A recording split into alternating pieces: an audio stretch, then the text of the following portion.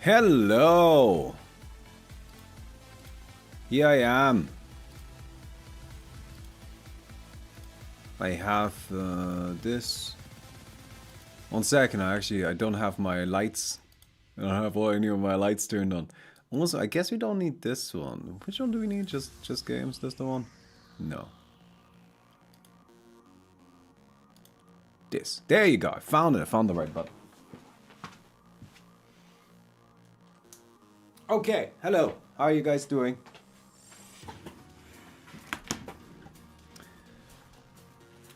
Oh, yeah.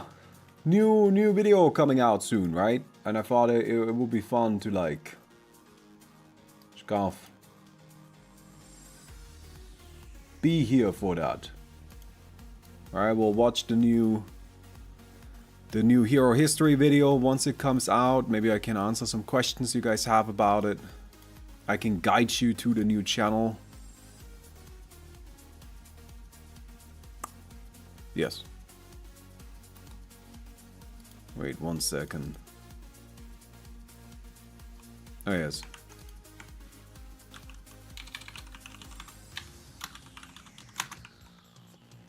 Alright, I've put the link in the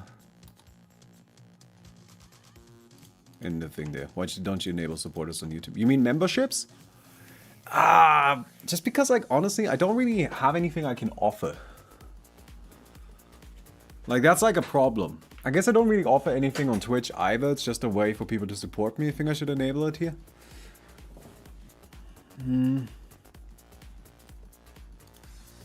I don't know.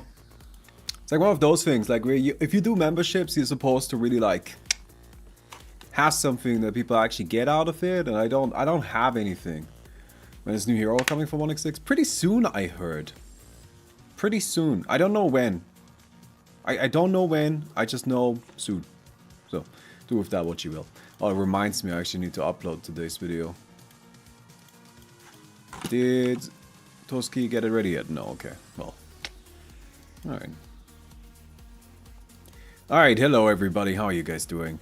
Let me just come in here. So we kind of have two options that we can do. Free-ish options, I guess. We have free-ish options. We can either try out some weird stuff in the arcade, like custom hero blades. I don't know what the fuck that is. Or this guy from Undertale. No, he's not from Undertale. What is it that guy go for? The State of Spire. There we go. Regal Skirmish. Can try that stuff. Or we can do 1x6 or some other mod that you already know. Or we can do what I was doing yesterday. We can play some normal Dota.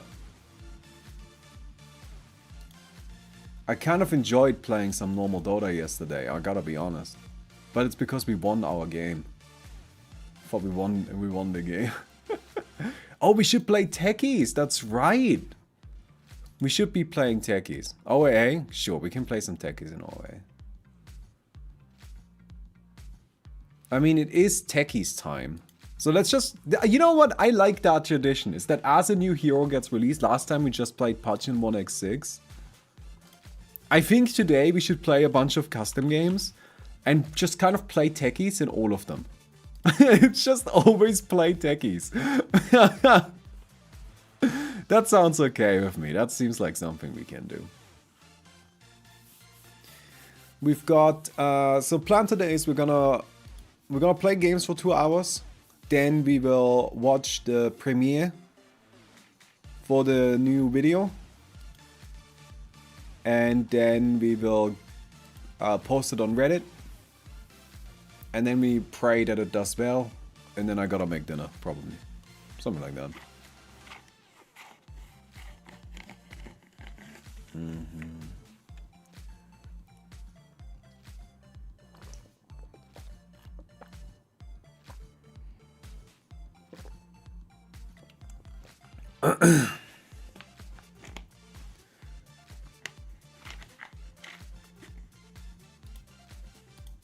Anyway, is anybody coming? I guess I'm so used to people on Twitch being super fast about joining that this right here is maybe a little odd, a little bit unusual. Upgrade LLD, where everyone plays Techies. I think we can play this right now. This seems fine.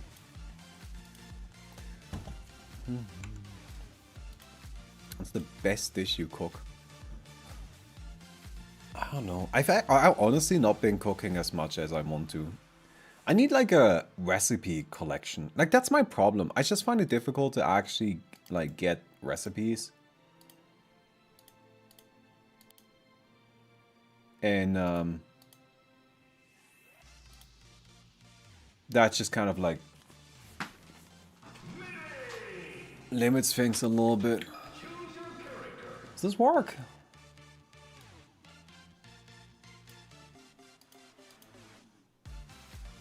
Where the fuck did it go?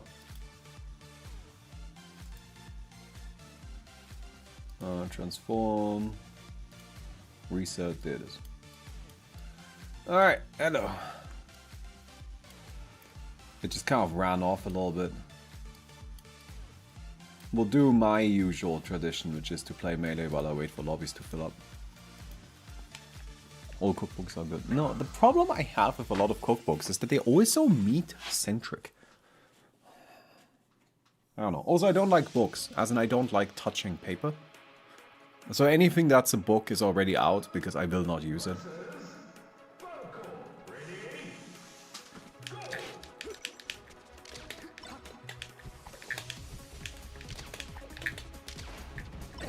Ooh.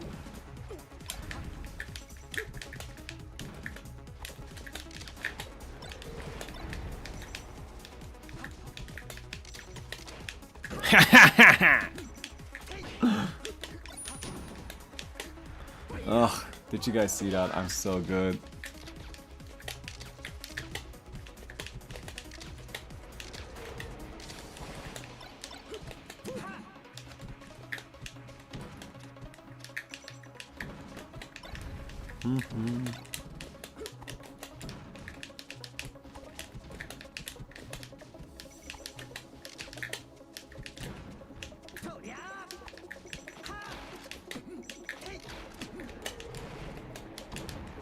Ooh, that was slightly too low. Too slow.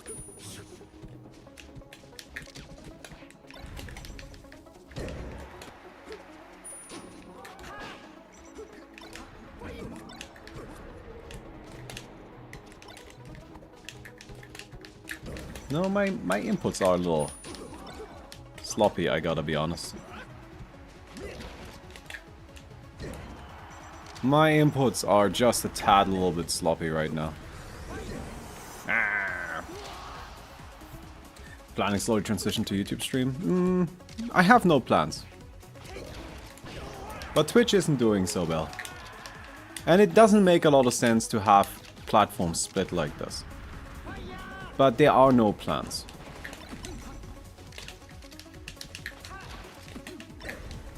Right? You're playing versus another person. Yeah, this is online.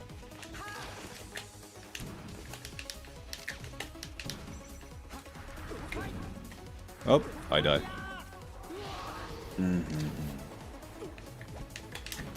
I die. We have 6 more spots for the lobby, by the way. Password is M&I. Feel free to join. Just pop into Dota. Come play the video game with me. Don't worry, you don't have to be good, we are armed. Buddy. You can't just take your time like that.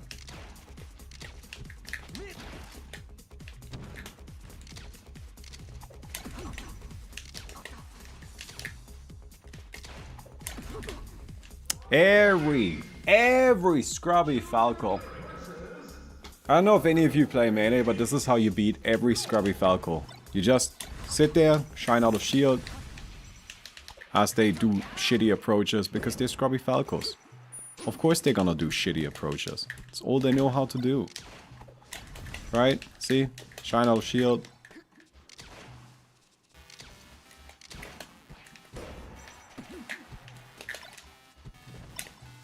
And shine out of shield.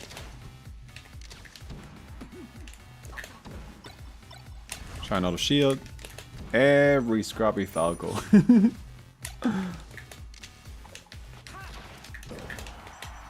That's just how you beat them.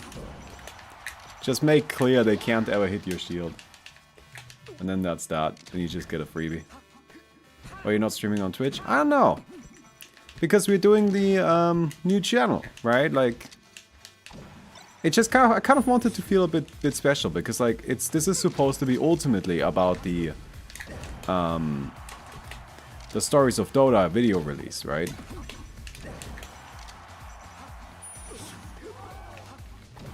Oh no. I'm focused too much on like stunting on this dude instead of beating him up. Alright, let's just kill the bird.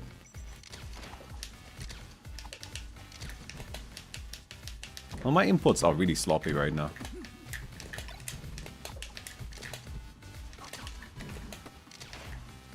But there's still some stuff that I've just kind of like...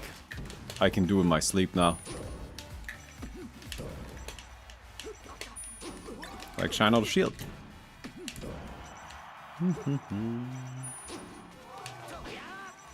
Oh, well, there you go.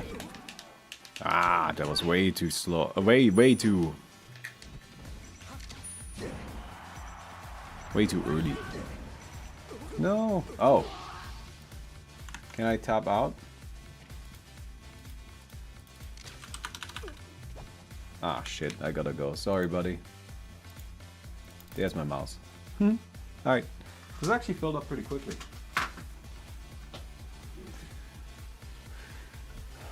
Is it okay if you explain percentages at the bottom? The way Melee works is that you have, you don't have HP, you have 4 lives and then a percentage bar, and the percentage bar fills up as you take damage. And if you have more percentage, and if you get hit, then you fly back further. And you lose a life if you get knocked off stage. Or stream on the new channel.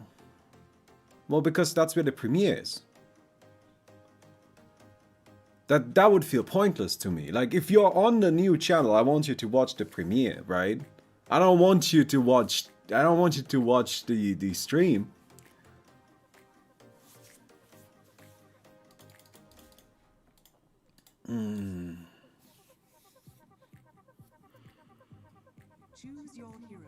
Okay, we ban Murta because she's overpowered. And then I pick Techies. Now, I don't know how to play Techies. I'm gonna be completely honest. I think I've played the new Techies maybe once. Like, genuinely maybe a single time. I have no idea how this character works. But, we'll try, I guess?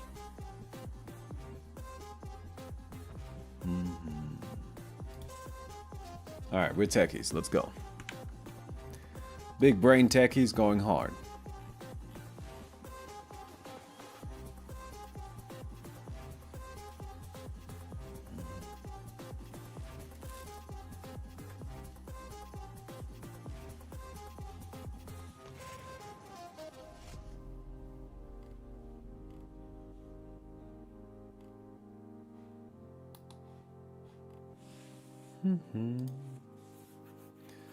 Key. Boots of Speed, get this bad boy, get a health potion, get a mana potion. Should be okay. Mana potions are really cheap now, aren't they? Wait, is that? That's not normal Dota. That's just Open Angel Arena, right? Like, mana potions and health potions aren't that cheap in normal Dota. I don't believe that. That's absurd. Okay, we got Reactive Taser. This is gonna be our main thing, right? We get that with the shard. Do I care about this Aghanim Scepter at all? No, right? They just take damage. Like, it's not even a lot of damage. That seems kind of bad. And we don't care about our attack damage, really.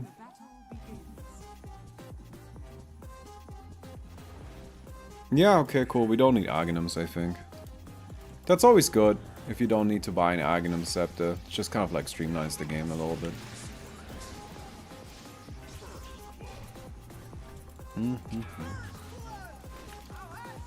Because then we can just focus on other stuff. I think I want to just like buy a bunch of supporting items. Like bunch of stuff that will just kind of keep me alive.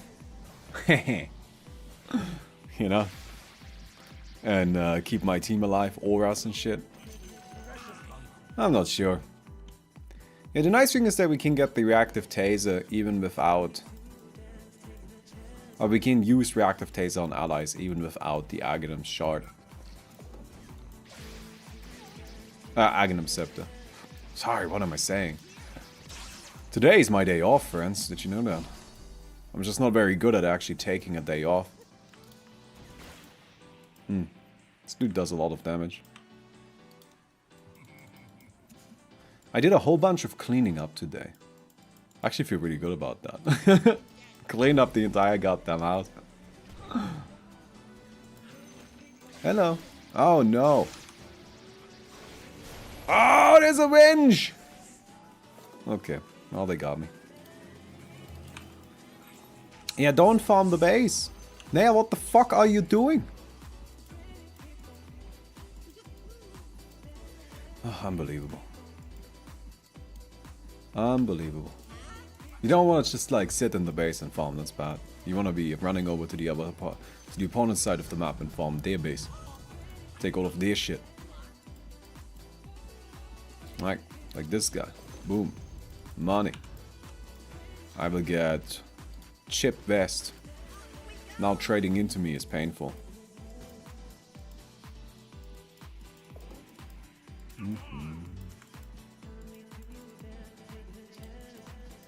So what items do we buy with this? Is anybody else going auras? Because otherwise I'm just gonna stack a bunch of auras.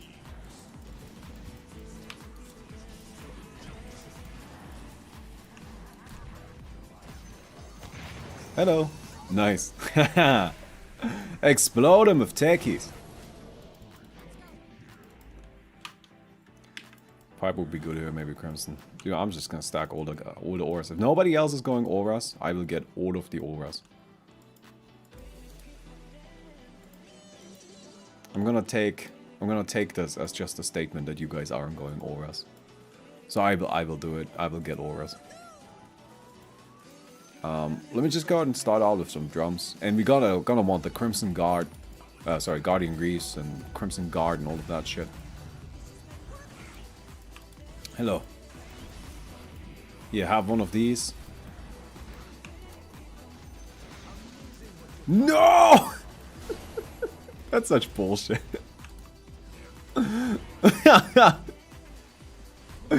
Oh, that is such nonsense. They can just like snap you out of that? Stop you from blasting off? Dude, that's all I want to do. I just want to blast off. I'm techie, so what else am I gonna do?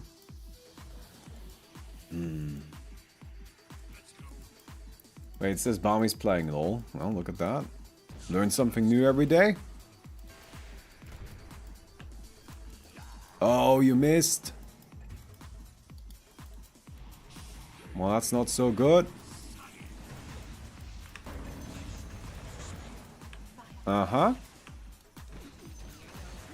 We hit that. Yeet ourselves. Boom. Let's go, Techies. Let's go, Techies. That's my boy. Alright, I'll take this. And I'll take this. And I'll take this. Thank you. Get myself blast off.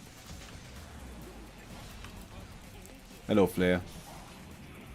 Alright. Come on, Potch. Time to help out a bit. No, he's just not gonna help. He's just not gonna do it. I guess I die.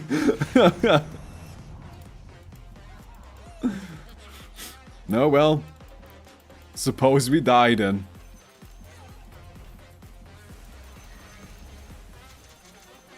Alright, grab myself some stuff here. I will heal up. Thank you. There's a situation.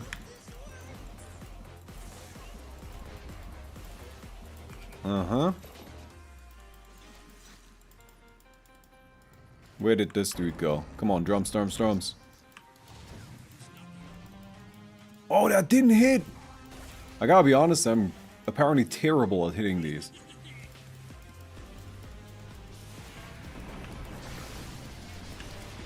Alright, I'll yeet myself. To safety. Not really. I still died. Alright. Are YouTube streams capable of chat commands? No, I don't think there's any commands here, but you can probably set it up. I just don't have it set up. Like, that's definitely, like, part of why I kind of like my Twitch stream. Why I usually stream on Twitch, because I have everything set up over there. Which makes my life just kind of, like, a lot easier. Don't need to figure anything out from scratch. Look at my cool gaming music. I went on Epidemic Sound and clicked gaming. Alright, come here. I just realized I actually can't play Epidemic Sound. Oops. Because I changed my subscription. It's now for the other channel. Well. If we get copy struck, then rest in peace us, I guess. Hey, we got all of those creeps though. Alright. No more Epidemic Sound for us. It's actually illegal. Get Sticky Bomb. I want Aghanim's Shard as soon as I can, which is in 5 minutes, okay. And, I mean, that's okay. Alright, I'm coming. Hello! I'm on my way. Oh, there you are. Well, that was surprisingly easy. Go, go, go, go, go, go, go! Nice. Good kills, good kills. Boom! Boom! Boom! Boom! Wait, is that real? I'm not entirely sure how Vengeful Spirit works. I thought we killed her. Alright, drums. Go fight him, team.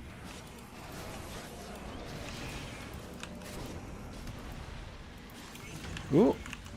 Yeah, no, we're okay. We're hanging in there. Vengeful Spirit is still kind of alive. Kind of? I don't know. Slam this. Boom! Haha! Turns out I'm very good at techies. Except I didn't actually kill anything. So that's potentially a problem. I do have a mine down, though. Boom! Haha! No, I'm very good at techies. What's the best design hero since Pango and Dark Willow? I don't know, whatever you think. This feels like the kind of question where you're asking it because you already have an answer in mind and you just want me to reaffirm your answer. And I don't know. I find that to be a very difficult question to answer, if I'm honest. Best designed hero. Because it's really difficult to even, like, define what is a good design. Like, what does that even mean? Like, what... How do you define a good design? What is a good design? Tough. That's already difficult just by itself.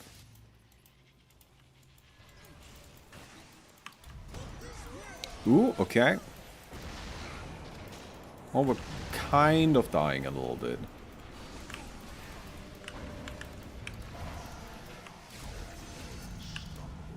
Alright, in we go. Oh! Well, I'm dead. But I did a huge amount of damage and a big stun. I'm really just interested. Yeah, but like, I find design is like one of those things where it's just like... I do not like... So okay, let me maybe start this over. I have watched a lot of just like online video essays from people, right? I like that kind of content. That's kind of why we started the Stories of Dota channel as well. Because I just like enjoy that kind of shit. However, something that like annoys me with a lot of that content. Where the fuck is Pipe? I can't find it. Oh, there it is. Okay, good, I found it. Something that annoys me with a lot of that content is that especially if it comes to like game design, they throw phrases like good and bad around like fucking candy, right? And more often than not, good design is something I enjoy and bad design is something I don't like. And it's just like something I don't agree with fundamentally. And if I may be so rude, I think a lot of the people that like make videos like that have never actually worked on a game in their fucking life. So they can only conceptualize design as things that they like and things that they don't like. They can't even like the thought that something could be well designed but deliberately be designed in such a way that you don't like it.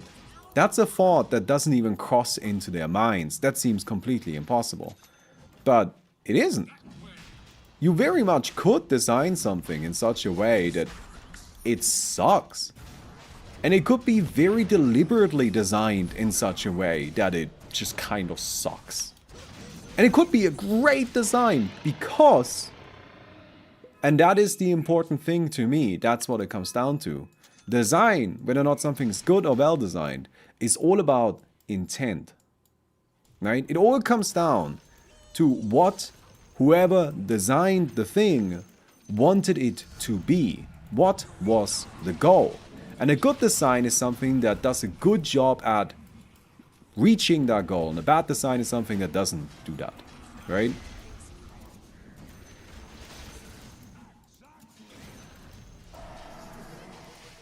As far as I'm concerned, in my opinion. Right? That's how I generally feel about it.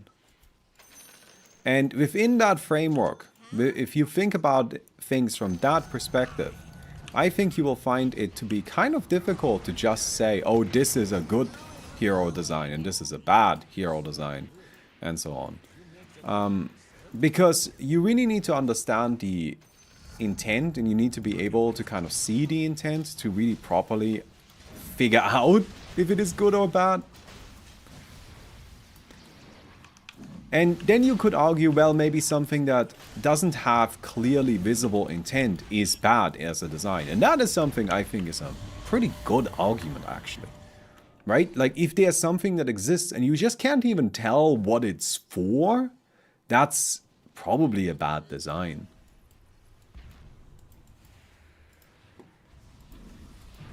But Dota heroes are generally very, very good in that regard. With Dota heroes, everything feels like it kind of has a place, doesn't it? I don't know, at least to me. I always feel like Dota heroes are very well constructed, with lots and lots of things in there that maybe seem a bit disconnected on the surface level, but once you actually look at them in a bit more detail, you're like, oh yeah, that makes sense. Oh yeah, these things do kind of fit together.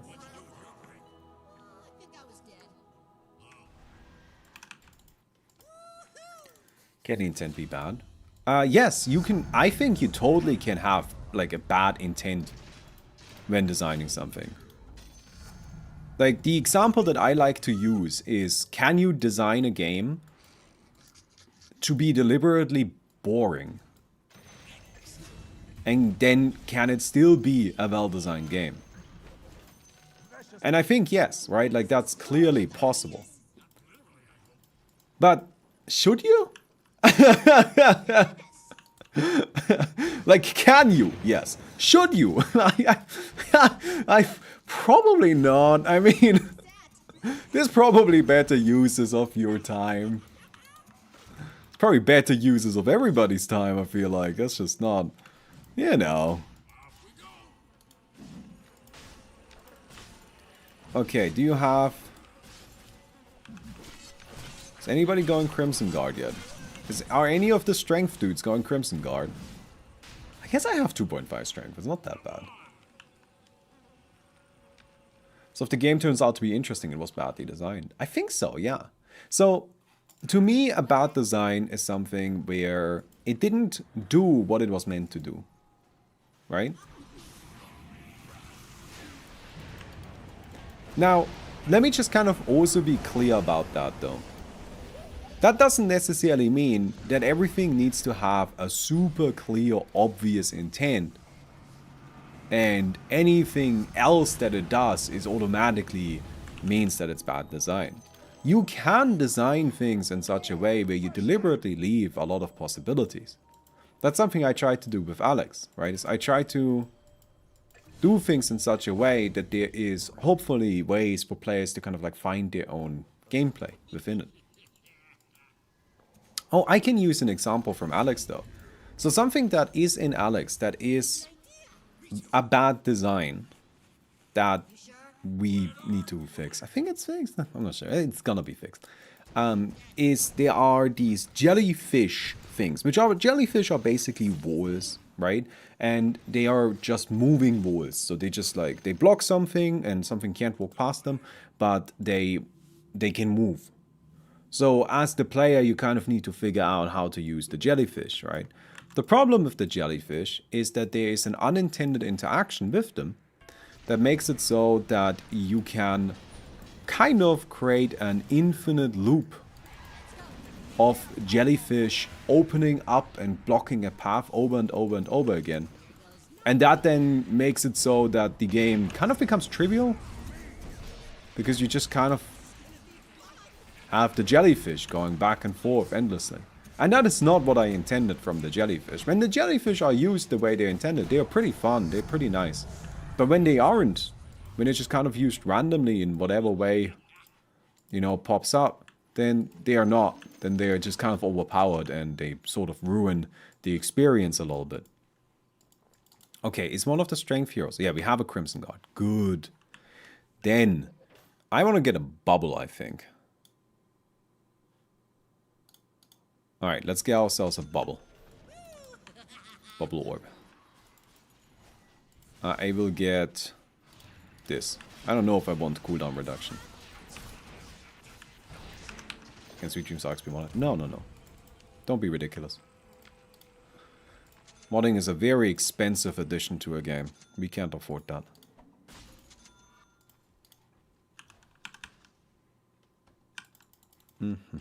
Come here. I want to upgrade the heart as well. Cool.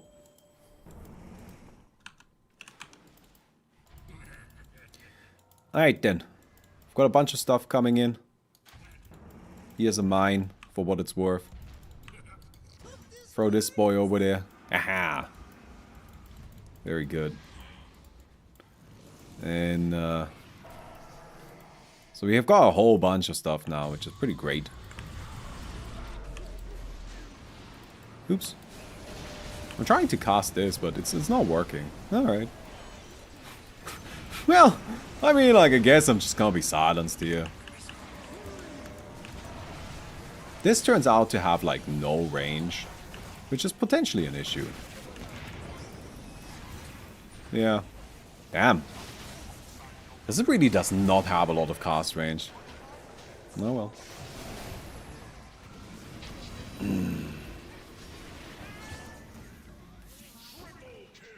The next thing about design is that you could say, okay, well, sure, we could make, you know, you could argue that if I designed a hero for Dota 2, where my intent is that the hero is got all of the resources he needs, he's just kind of does infinite damage, he's just really, really overpowered, and I fulfill my goal. I did it. I have made an overpowered character. Then following the logic you just explained, Barmy, that would be a good design. But we all know that that wouldn't make the game better. That wouldn't be better for the game. And so if we describe the game design as a sort of overall quality of the game, then it just became worse by me adding this character that you said is a good design. And yeah, you could make that argument, right? Like if you really wanted to. And really the only counter I have is, yeah, well, yeah, but you're kind of like deliberately fucking with the rules there, aren't you?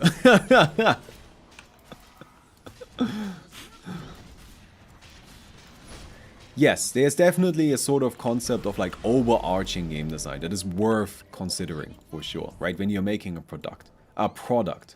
And that's like where it's, again, it's difficult because it's intricate, right? And ultimately that's my point.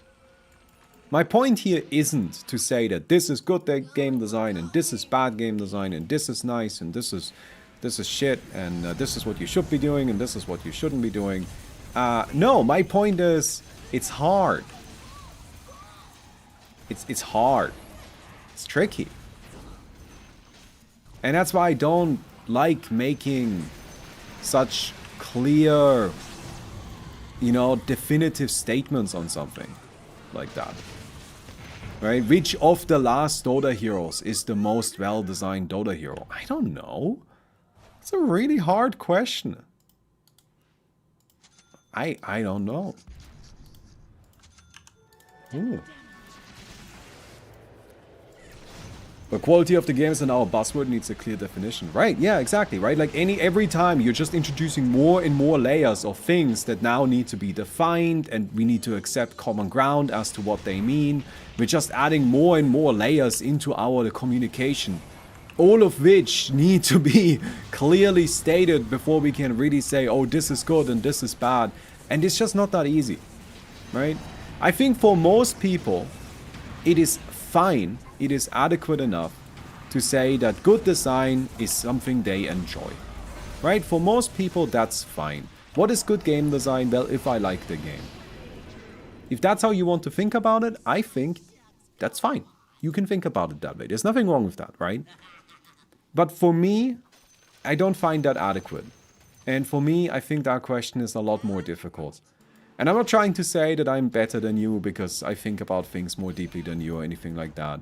I'm just saying that I try to be very careful in my language because like a big thing that I am personally working on right now, right? And this is kind of a big part of the Stories of Dota channel as well for me personally, is that I'm trying to improve my communication abilities as much as possible.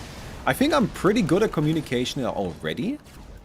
But it's really a discipline where, honestly, I don't know if there is a ceiling. Right? Like, I don't know if you can ever be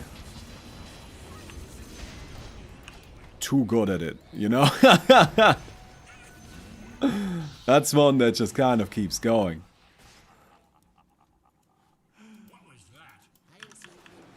That's also why, for example, like I said, for you, or for I think most people, it's totally fine to just say whichever version of a hero is the most fun. That's fine to just define as the best designed version of it, right? But for me personally, I actually find talking about fun in games to be kind of useless. Like, what even is fun? That's so vague. That doesn't mean anything.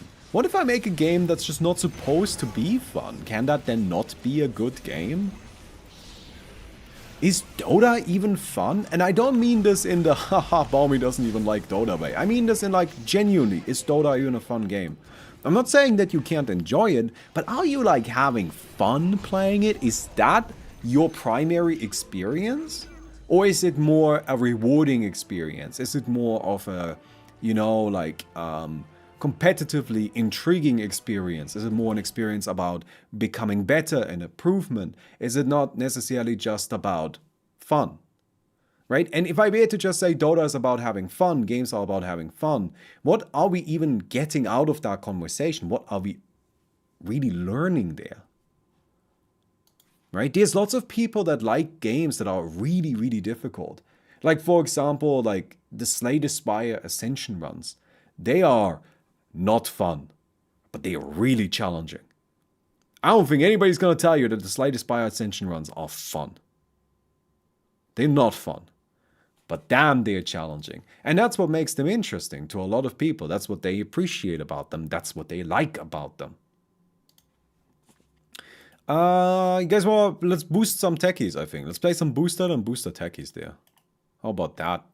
Where's boosted? There it is. I keep looking for the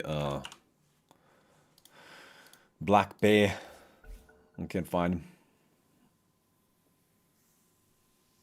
him.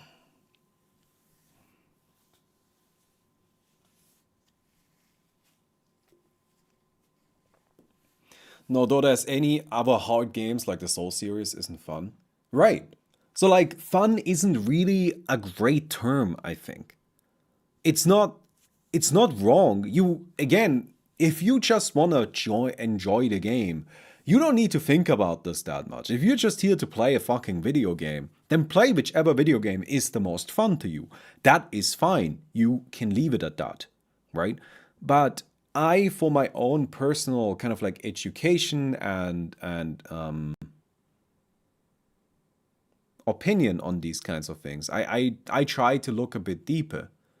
And I've kind of arrived at the conclusion that fun is kind of a useless word and I don't like it. I don't like fun. Fun is not a good word. I wouldn't personally describe Sweet Dreams Alex as a fun game. I mean, you might have fun while playing it, and I sure hope you do. But fun wasn't the primary goal that I had in mind when designing stuff for it. Instead, what to me the primary like driving ideas behind the game were more of like a relaxing experience, more of a like an experience that kind of I wonder what a good word for this is, but it's something that lets you zone out a bit. Right? But you like don't have to like super actively think, but you still have to think. Like you can just kind of like vibe with it. I don't know what a good word for that is. See, this is where we are now reaching the limits of language again.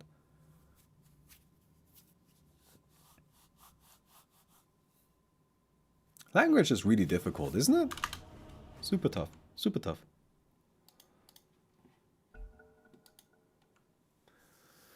All right.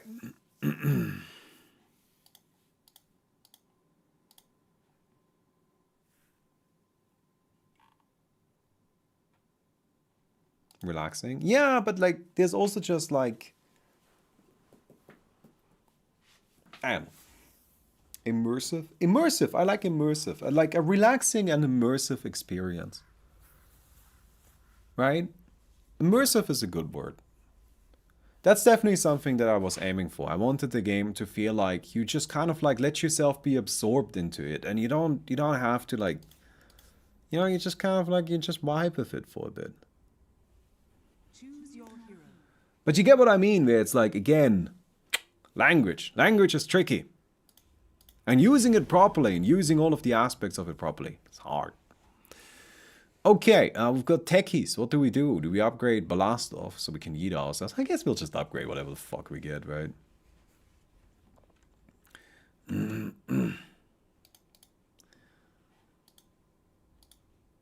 But this is, again, like personally, I really enjoy doing the Stories of Dota videos just because they let me really spend a lot of time thinking about language and learning how to research and doing all kinds of things along those lines that just let me improve my skills. Hopefully. That's what I'm aiming for, at least. Oh, there's the video for today. I need to upload that. Let me just pop that. Oh, nope, not like that. Service blast off. No, you can't really increase ranges. Can you? No, you can't increase cast range, right? Cast range is an excluded one.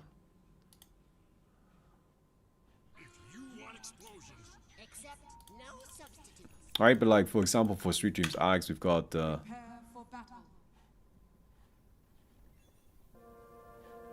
music like this.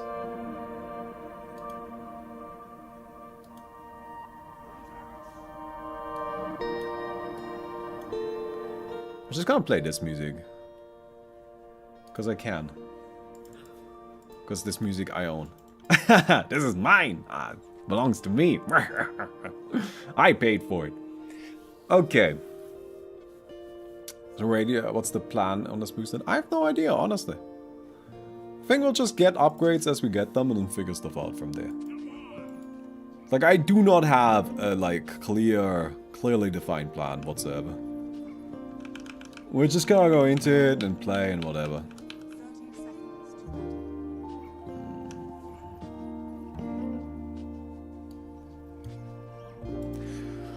Okay. Wait, what? 3/6? What's going on there? Percent building damage. Maybe we increase the building damage. I'm just gonna fucking move. Alright, since clearly there's some sort of bug going on, I'll just increase the damage of this shit. And that's it. Yeah. We'll just kind of keep boosting one of our damage values. We have a lot of damage values, which is really good.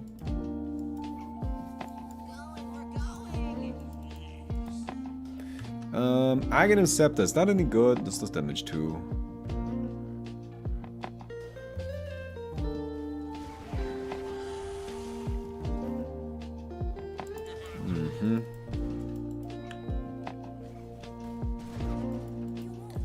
Alright, hello.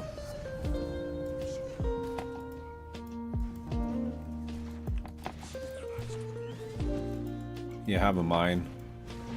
Ow! That's so rude.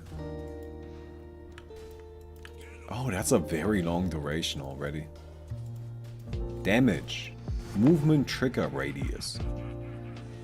Activation delay, duration, stun duration, full damage. Just kind of bump that up even more. In we go! Boom. Haha!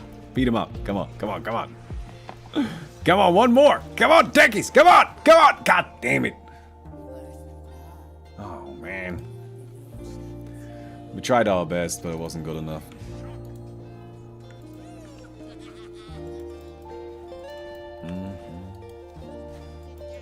Alright, here's another mine for you. Or whatever the fuck that is called. Sticky thing. Sticky bomb. Alright, so it seems like our Omni Knight is just a little suicidal.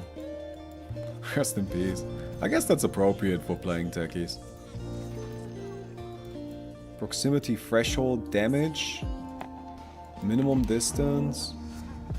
I want to just kind of get damage upgrades, honestly, but like... I want to get damage upgrades for proximity mines. Look, we're just gonna deal damage. Yup. Sure do deal damage. That's my plan. Oh, there it is. Damage. Yes, very good. Get more blast off. Oh no, the silence. Oh no, the silence.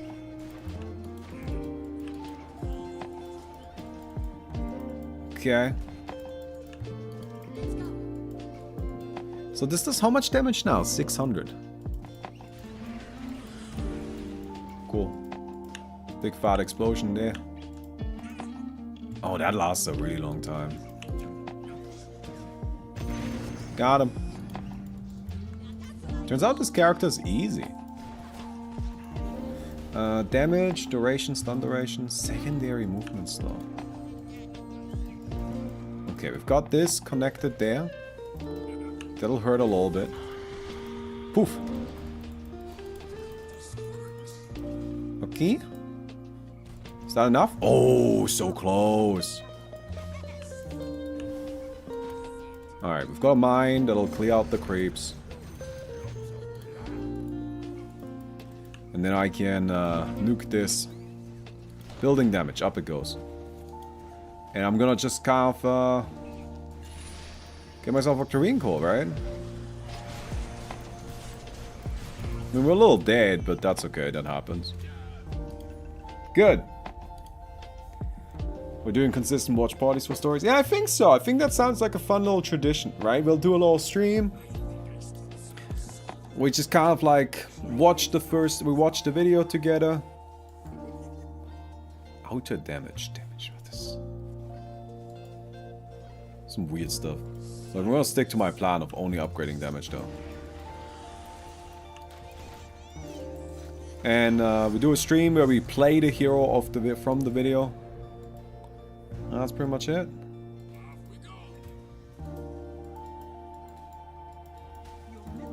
I hope the video does well. I mean, obviously I hope for that, but like, God. It's just like, I really enjoy making the videos. And I kind of wish I could invest more resources into making them. Yes, damage, very good.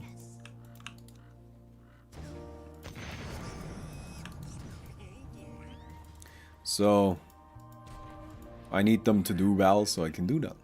And I can keep working on them, you know? I think I'll just like fucking bomb the shit out of this. Alright, never mind, let's go back. Uh-huh.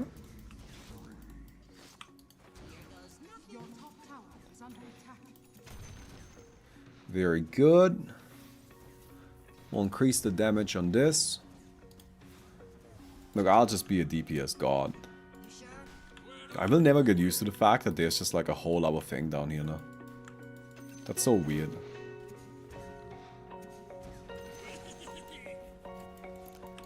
I mean, the good news is that the patch video did really well, so... It's not that unreasonable to assume that the next one will do okay. Alright, mine. Mine. Mine. Blow ourselves up. Boom. That's fine. Proximity threshold. What does that even mean?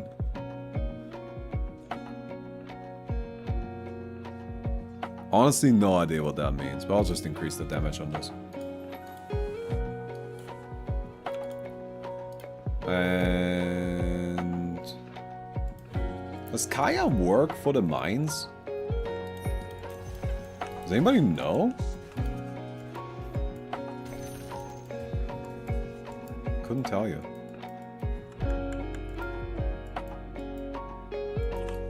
They have Lich though, who can actually heal towers. I will get more blast off damage.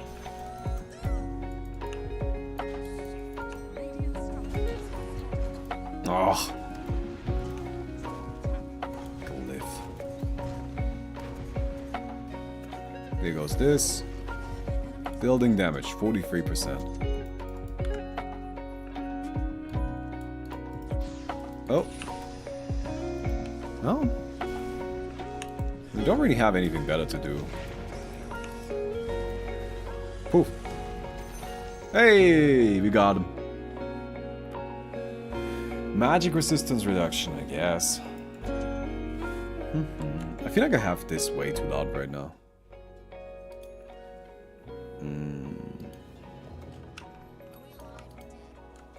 Okay, time to start pushing top. We've already taken the other towers. We got Blink Dagger.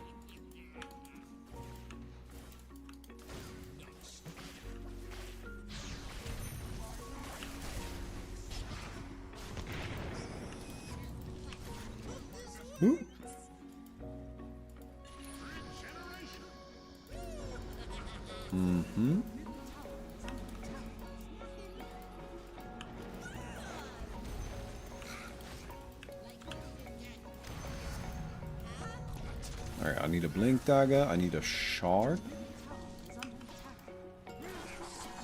I'm currently just a tad little bit caught, but that's okay.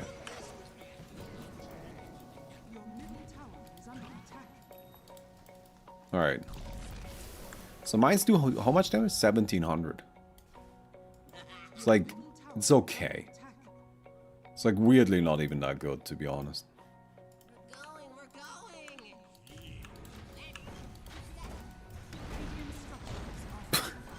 Just the instant fortification. I mean, that's fair. Boom. Is that enough? Ooh, not quite. But that will be. Magic resistance reduction.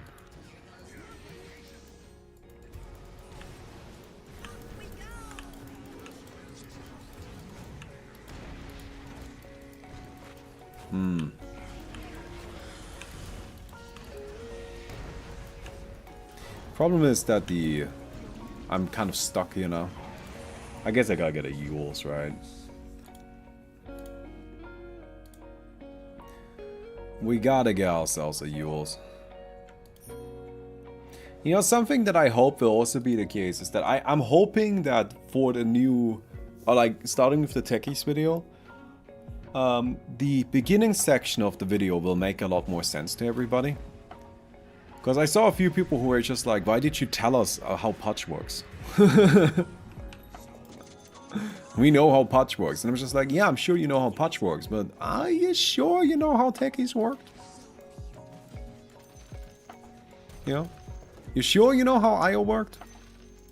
You may know Putch, but like, I'm not confident you know every hero.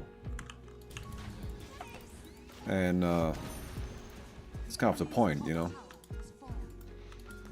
That way we can make sure everybody's caught up. Hi, Boy, do you know how I can fix the way that shadows render in Dota? Why would I know that? I mean, no disrespect, but like, that sounds like a tech support issue, right? Oof.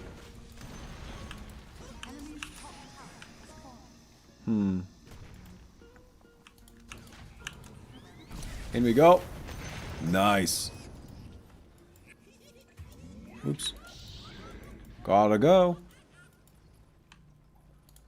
Gotta go. Proximity mines activation delay. Yeah, I'm still gonna keep just clicking damage on everything. It's my entire game plan. Visage abilities or tech support. Oh, it's Visage. Sorry, I keep... Something I've been making an effort with as well is that I learn how to actually pronounce all of the item and ability names. For example, did you guys know that Armlet is actually called Armlet of Mordigian? I always thought it was Armlet of Mordigan. But there's an additional I in there, Mordigian. Which I thought was kind of funky.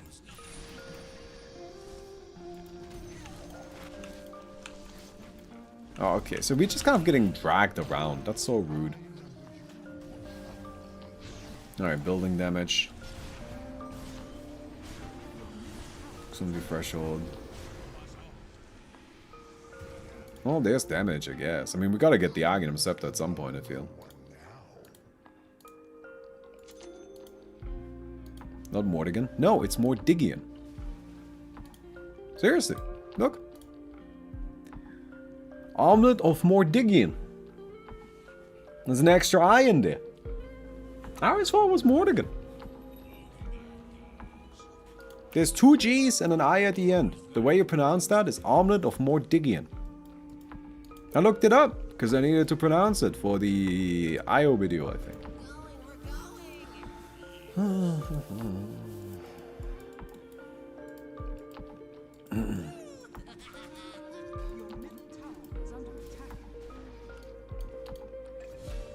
No.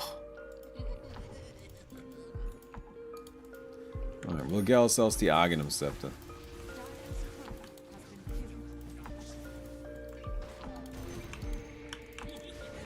Oh, the stun. Oh, the fear.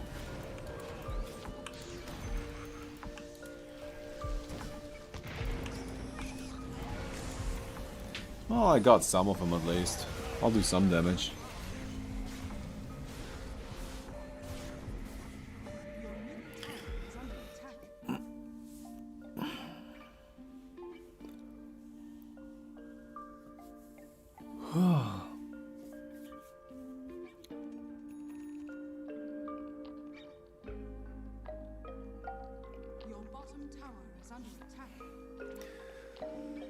Okay.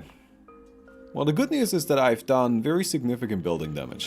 The bad news is that we haven't really managed to do anything in fights so much, but like that's okay, I guess. There we go, that's more damage.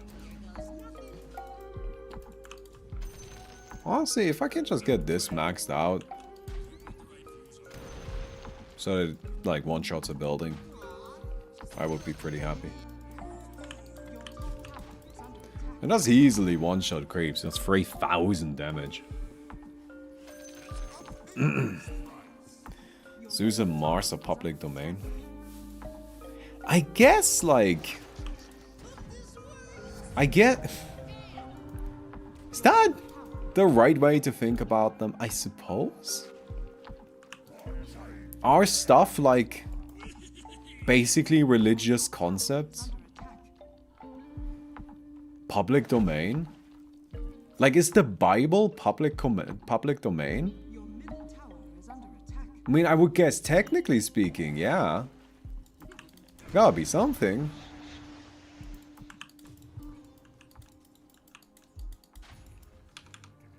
Yeah, I gotta go back. Damage. I don't know, I'm only boosting damage, but yeah. Have we seen the Techies official channel? You mean like... Techies, the hero? Is Techies a YouTuber?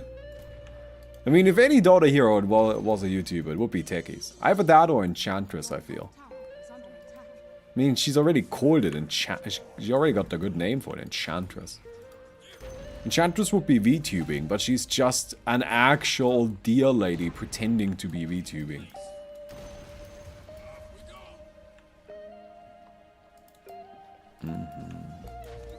Poof. Oh, there goes half your building. Oh no, there goes the other half. Oh, alright.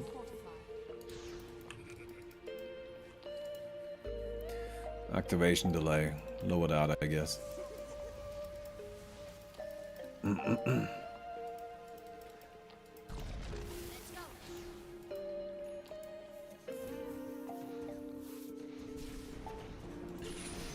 Oh no.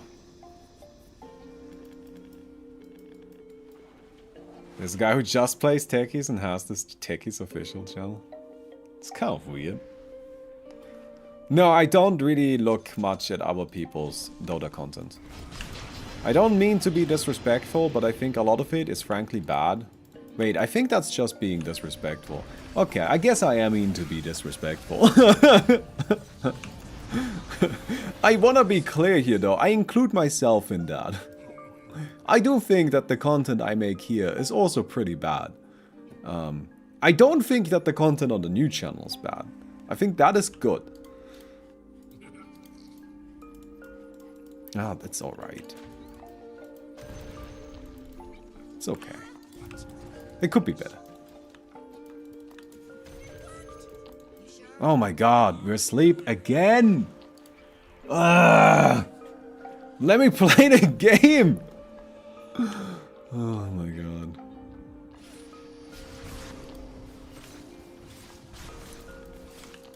I'm feared and like rooted and... It's just kind of disturbing here.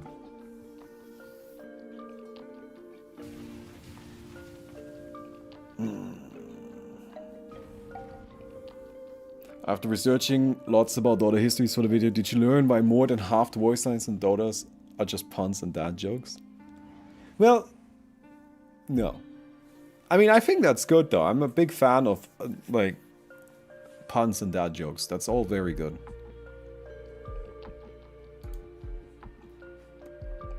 Something that people keep bringing up is lore.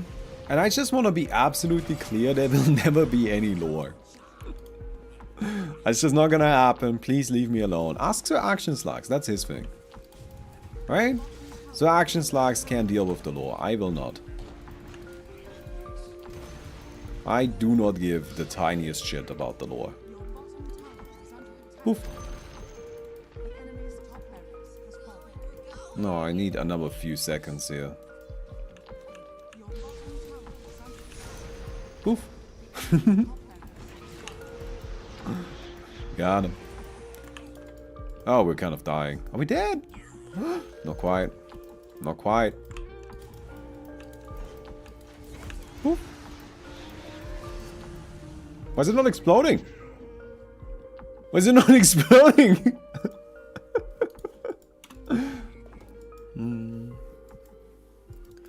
Oh dear.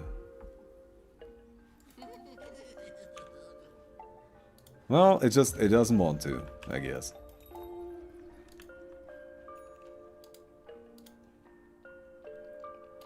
I have a really long minefield duration now. Now your content is awesome. Thank you, I appreciate that. Like, okay, so this is again like a matter of language, right? Everything is a matter of language. Communication is so important. But what I mean is like when I think a lot of Dota content is trash, like a lot of Dota content on YouTube is bad, including mine. Is that's just like kind of like very low effort like stuff, and that feels a little unfair even on me. But like any individual video that I upload can't have that much effort put into it, right? Because I upload a shit ton of videos. That's just kind of like by virtue of uploading a lot of videos, I cannot put that much effort into every single video. It's just not possible. Ah! Okay, we survived that. Get in there, boom. Alright, boom, boom, boom! Oh, let's go, I want you in my room. Boom! Out we go. Should probably place one of these sometime. Oh, that's funny. You're just like an invincible dude there. And there is content like mine, like what I make, that I myself also watch quite a lot of. Not really for Dota, but I like watching like just simple gameplay stuff for like card games. I am down to watch 45 minutes of like somebody playing vintage Magic the Gathering shit. And when I say vintage, I don't mean vintage as in collectible stuff, I mean vintage as in the gameplay format. I am down for that. That's fun to me. I enjoy that. And that's very similar to what I do, right? It's just kind of like, yeah, you just watch the game. It's fun to watch the game be played. Sometimes you don't want to play the game, so you just want to watch the game be played. And yeah, it's totally fine. That's totally fun. It's also a big garbage, right? Like, of course, it has to be. If you want to upload a video a day, then they're gonna be a little bit garbage. That's just gonna happen. There's just no way around that. But he's also a little bit garbage. I think we can just say that.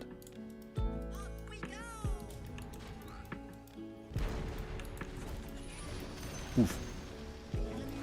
Alright, come on. Nah, I'm dead. I'm in the fire.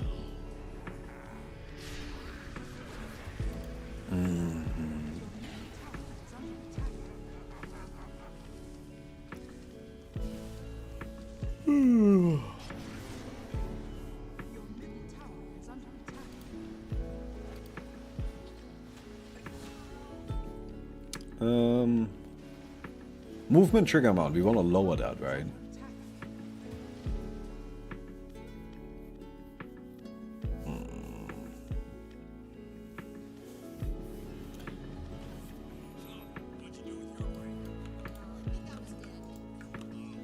Make them walk in the same. I'm trying to. It's just anytime I go into the base, I get blown up.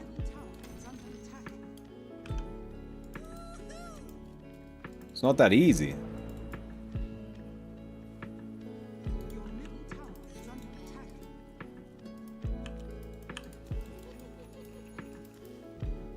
Okay.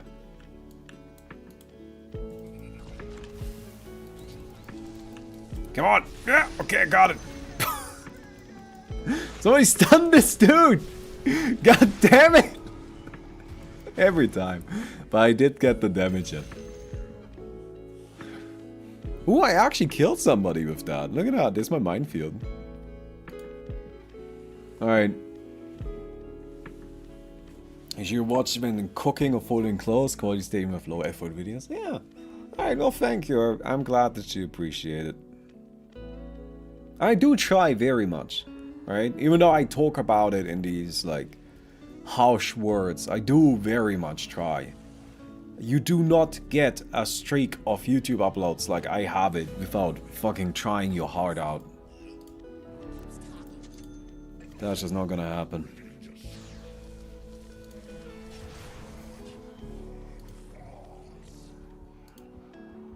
Okay, let's buy some tickets. I will get more damage. Yep, got it. Oh, let's go. I am dead. Ooh, never mind, Razor. Ooh, let's go. Alright, minefield sign is active. Oh, it's over.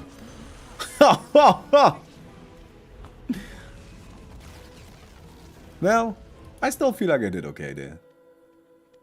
I feel like I did okay. Okay, is there anything else we can play Techies in?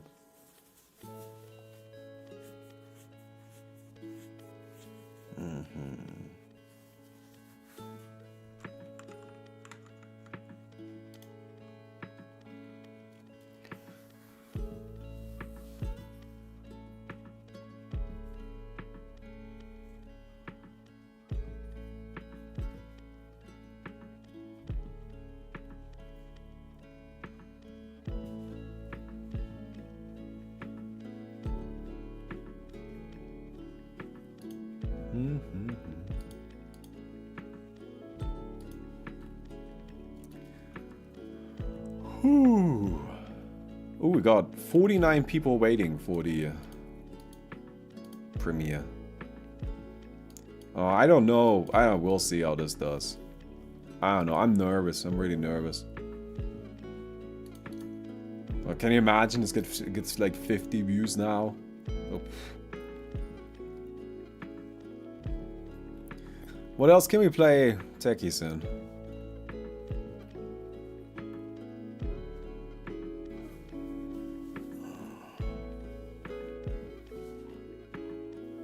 Castle fight. Is there a Techies builder?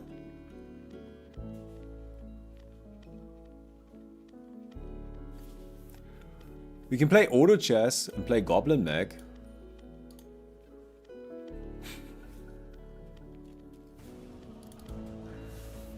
What is the premiere about? Techies! Techies video! That's what it's about.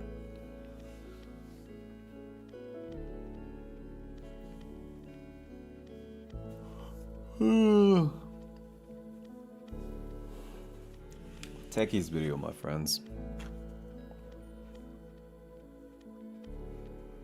God, I hope this does well.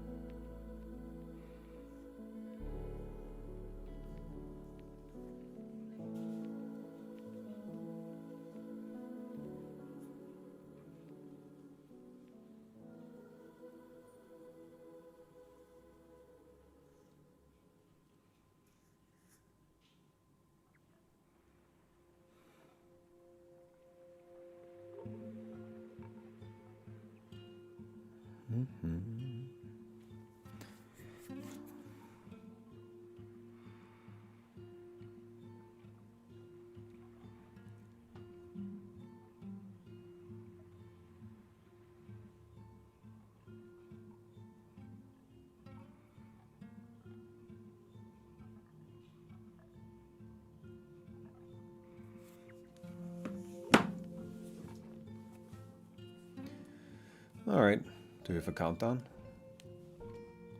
I mean, it's just, it's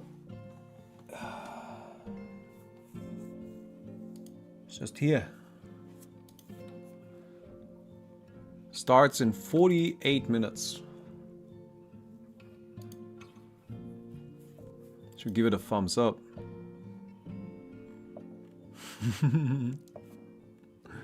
I wonder what this is. Why doesn't YouTube just tell you what the currency is?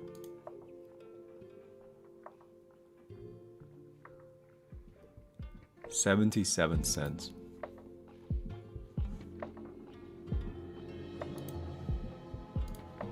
Okay.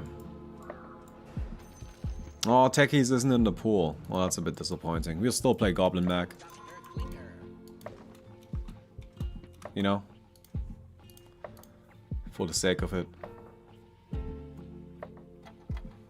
Who is in the pool? Gyrocopter is.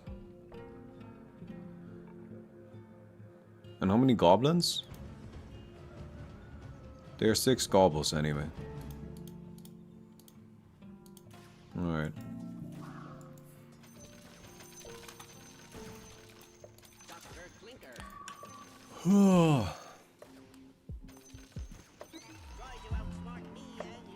The Juggernaut video is also done. kind of a fun one.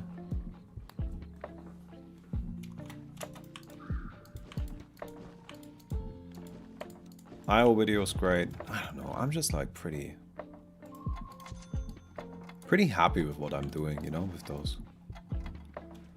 I know it's gotta be kind of annoying because it's like all I talk about these days. But I just enjoy it, you know?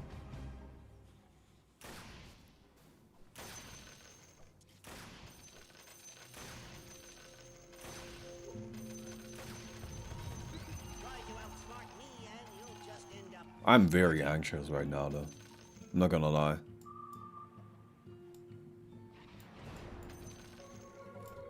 Ooh, these suck. Oh. I mean, it's kind of fine. Oh, wait, no, there's a gobble. Gobbles only.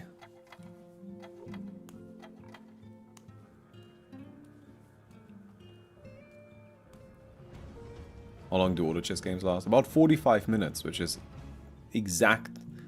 pretty much the exact amount of time we do have. That's why I went with this. That's why we're playing this. Because it's just like exactly as long as we want it to be.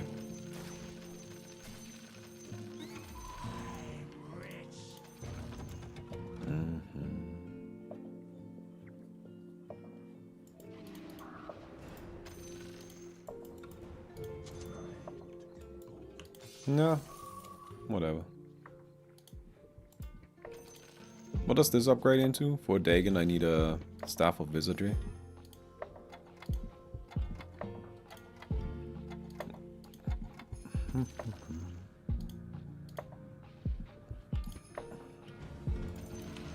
Let's just get another Void Stone.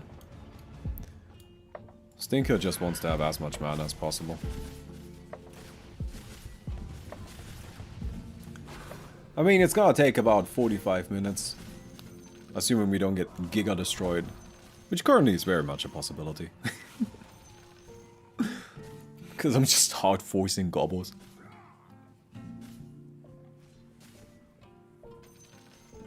Do Germans eat beans? I mean, yeah? Who doesn't eat beans? Are there people out there that are just like blanket refusing the idea of beans? No beans in this house! How dare you?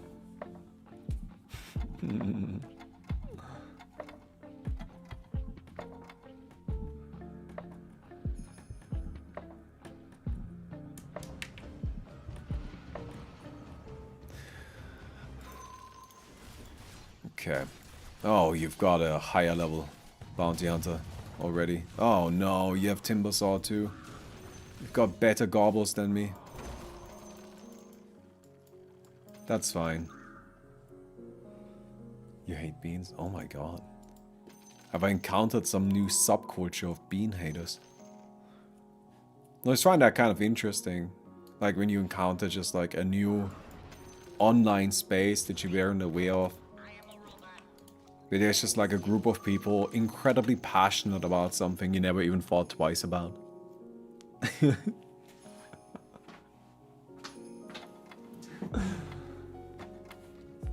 Alright, I need this. The Heart of the Machine.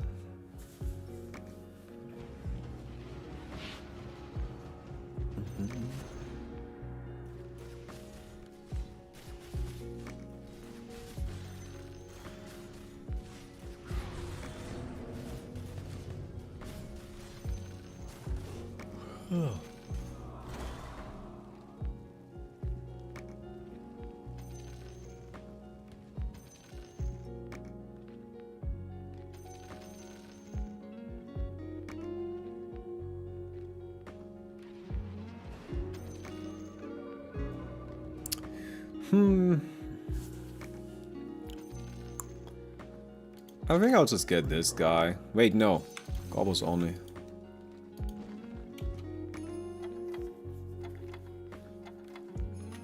It's fine, don't worry.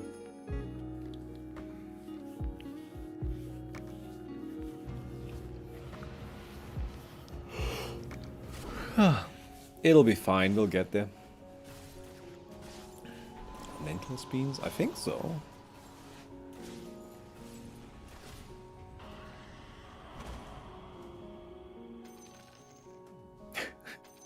Why? I'm so surprised by this huge rise of bean enthusiasm right now.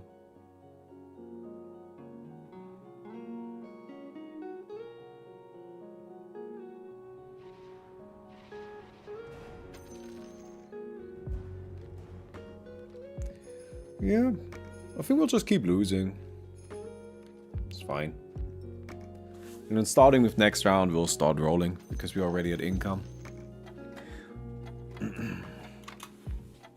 Your opinions on Dota or just ranked pub, ranked lobby? I have no opinions on ranked in any capacity, in any game. I do not care. Oh, that's why I'm not finding any! It's fine, we'll force it anyway. I'm all ready to commit it. Although we might just lose immediately. We just figured out why we can't find any gobbles.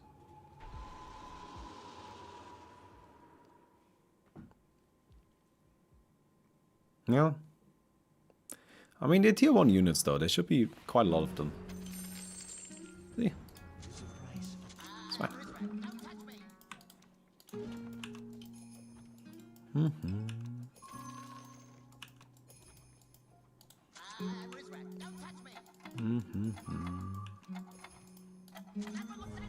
There we go. Alright, we got a big boy. Let's see. Maybe this big boy can carry us a little bit, you know?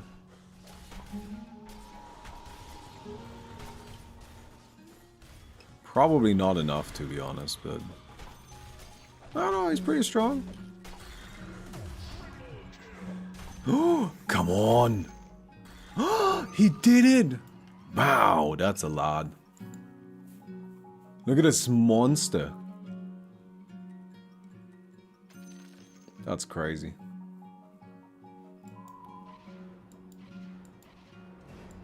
I am very much impressed. Alright, level 2 Stinker.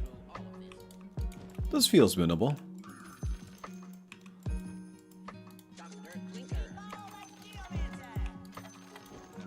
Yeah. Yeah, we'll be okay. Beans as meat substitute sounds wild. Why? They're proteins. You can totally use beans as meat substitute. I like doing that too. Although I don't like thinking about it as a meat substitute. I think that's the wrong way to think about it. It's just adding protein into a meal.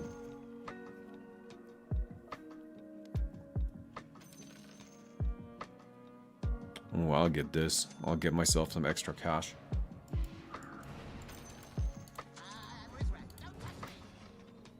Nope. We're chilling. We're doing nothing.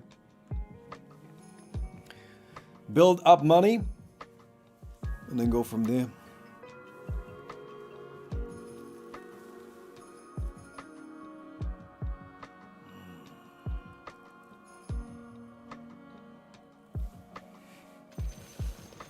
I think that generally speaking, I find when cooking, the idea of substitutes, especially if it comes to meat, just leads to disappointment.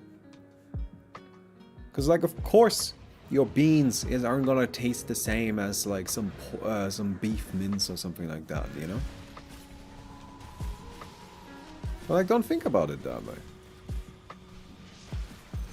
Like, that's setting yourself up for disappointment.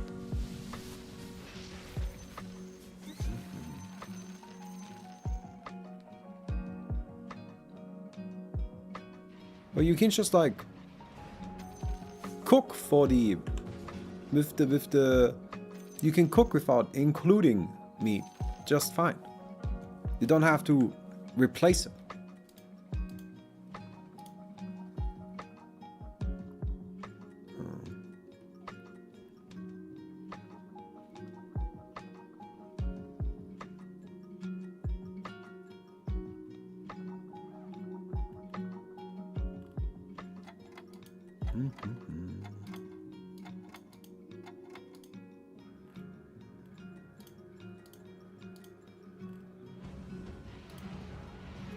Alright.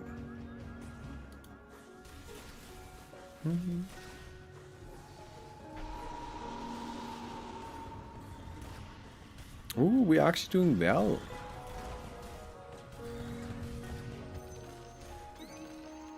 Nice.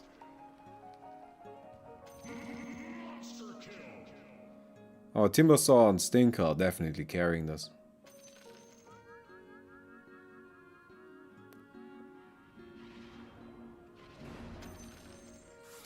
There's just lots of different proteins that you can cook with. I really think that's like a more helpful way of thinking about it. It's not substituting anything. You're just using a different protein.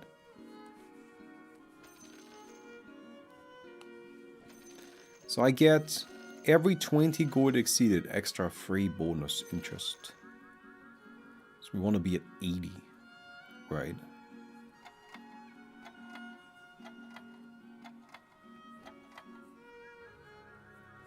And we can get ourselves some extra cash that way.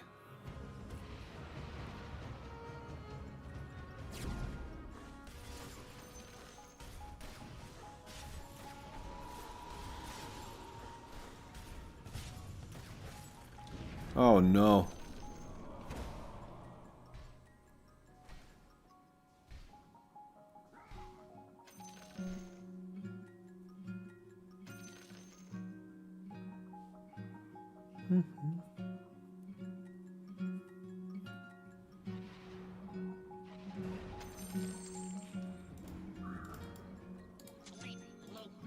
Okay. We kind of need to be powerful next round, but we do get a 5th unit done. Protein plus protein is equals big protein. That's a protein.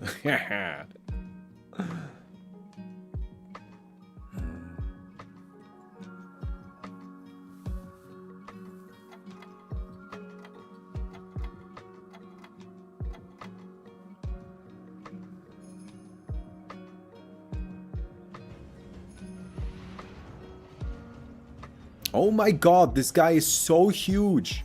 This guy got all of the gobbles. I'm so mad. This dude just has all of the gobbles. He's got a 3-star gobble over there. Of course I'm never gonna get anything. God damn it. Alright, we're gonna go for high level gobbles.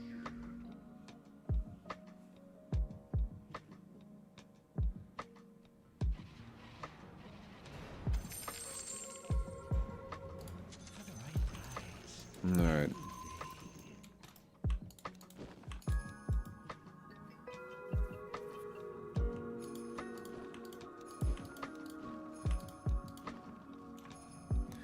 That's the plan. We'll just go for high level gobbles.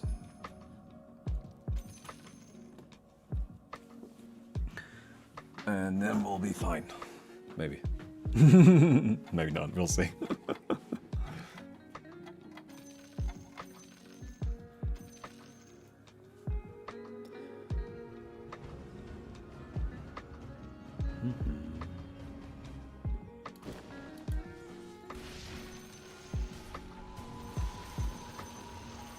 Oh, don't crit this dude.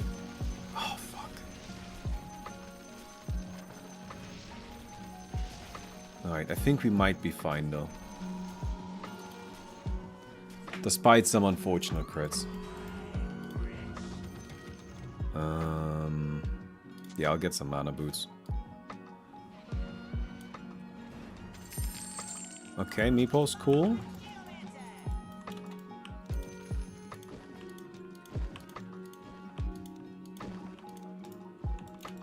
Alright. This is fine. I'll just get the level 2 meatball. And then we chill. And we just level up now. As I said, we're going for high level gobbles.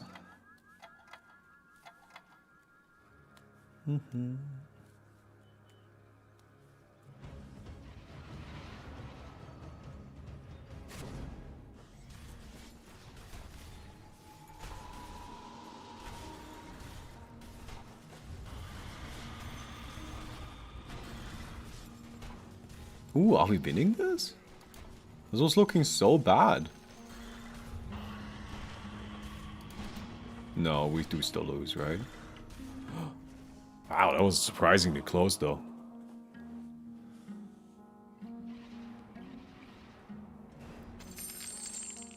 Wow, I just got a lot of money. Why did I get so much money? Oh, from this. Okay. I would really like... Yes, that's fine. Does this gives me another stinker now, right? There's another gobble. Alright, good. Alright.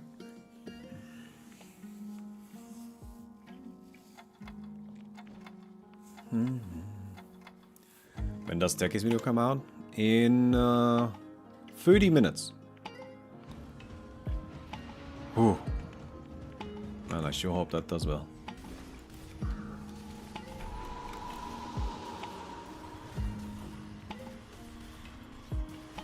"30 minutes, my friends."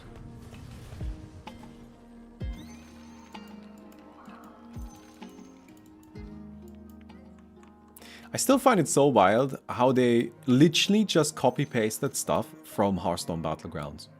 Like, they literally just went to the wiki of the Hearthstone Battlegrounds and just copy-pasted the phrases that, like, Bob says from the tavern. And added them in here as, like, voice lines. But they don't make any sense. Because, you know, your units aren't called minions in this mode. They're not called minions. So it just doesn't make any sense.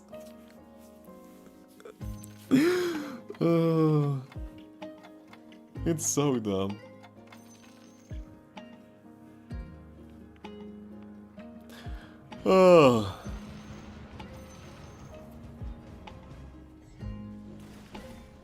Okay, no, I need a second level 2 meeple to actually duplicate stuff, right? I mean, even this is fine though, because we just have our dudes, and our dudes are doing okay.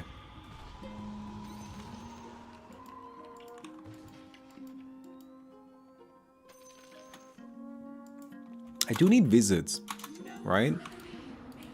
If I want to go for mech at all.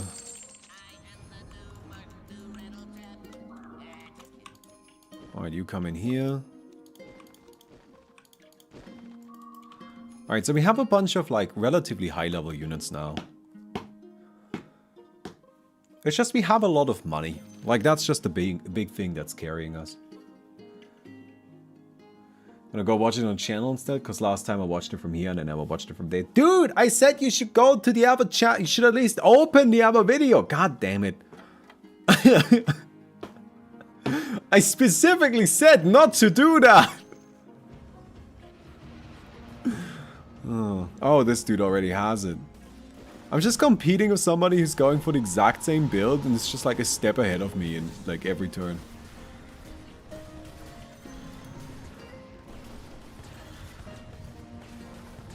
Just ever so slightly painful.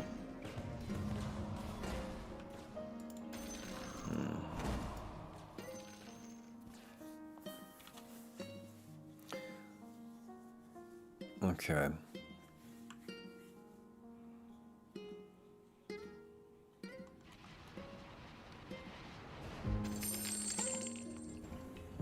Alright, pop, pop, pop.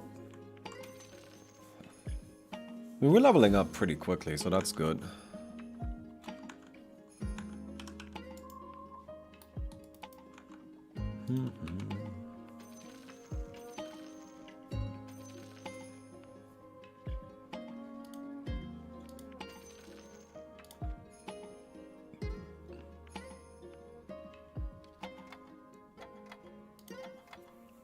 When you've used it, the budget you end up getting. Currently it's sitting at like 127,000 or something like that.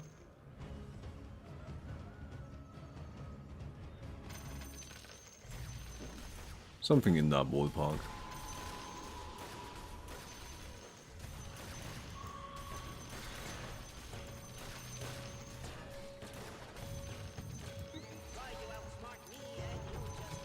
Oh, I get the wood again. Perfect. We want to just keep this going, right? Because, like, we'll make so much money. Since we're already at that benchmark, we want to just keep it active. It would be really nice if I could get the stinker maxed out.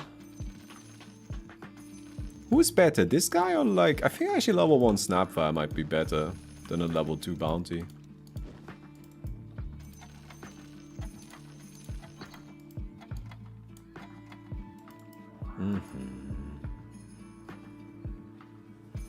So that's 10 times views compared to subs. Are you gonna add the subscribe cost 90 if you didn't next to the next one? No, I will not never add that because it's stupid. Everybody who does that is an idiot and doesn't understand how YouTube works. Sorry, I will not even mince my words on that.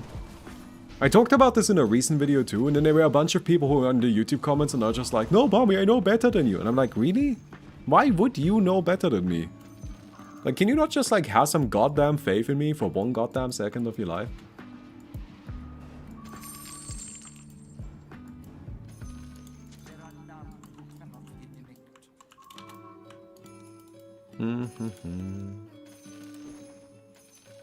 Okay, so if I put in the wizards now, I could get the gobos.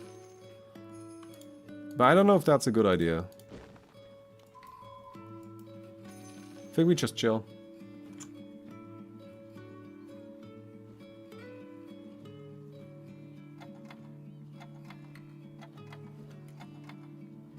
Like, people were like, but companies use it as a metric to figure out who to sponsor. And I'm like, really? Have you been doing this for 10 years or me?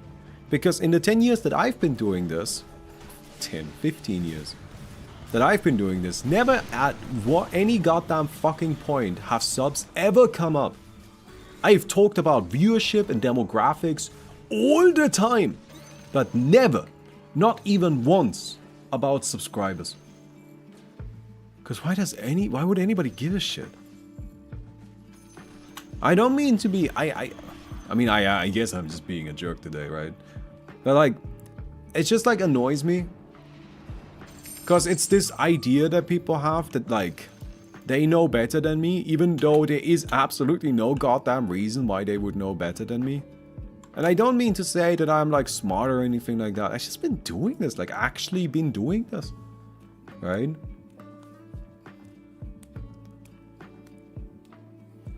Like, this has been my job for many, many, many years. Like, can you not have, like, a tiny bit of faith that I maybe learned something along the way?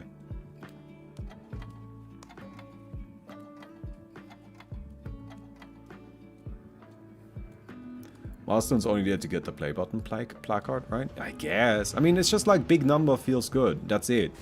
But, like, from a practical point of view, subscribers don't make a difference. They do not matter anymore. Right?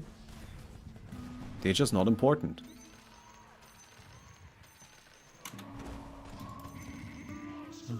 And sure, you can say, ah, haha, but of course they matter. They are engagement. I'm like, yes, they matter from an engagement point of view.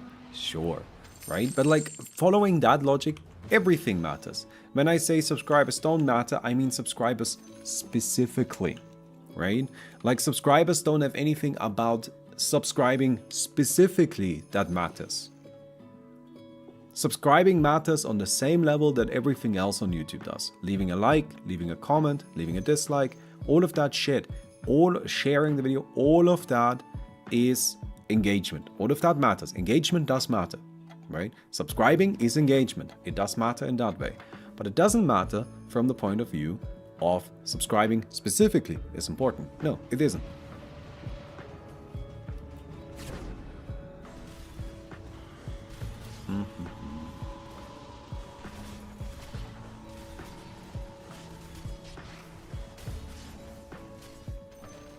God, wow, we got blown the fuck up by this dude.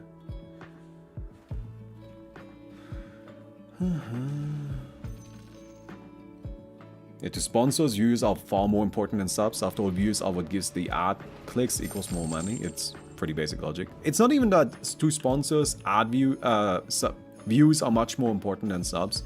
To sponsors, subs do not matter. Subscribing doesn't contribute for AdSense. No. Do you view an ad when you subscribe? No, you don't. You obviously don't, right? You know what matters for AdSense? Actually watching ads. That's the only thing.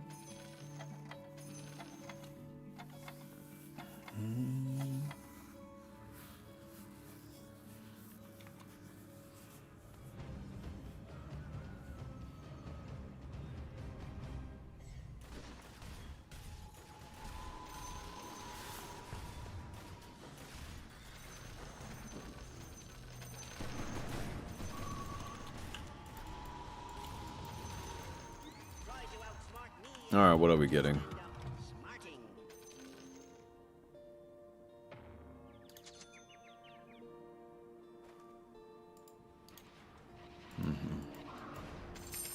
I got some garbage. Alright, so we have 6 of these now.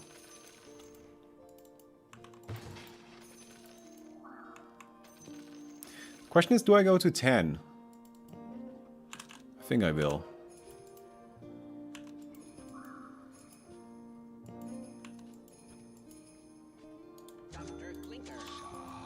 And I just like try to get some stuff.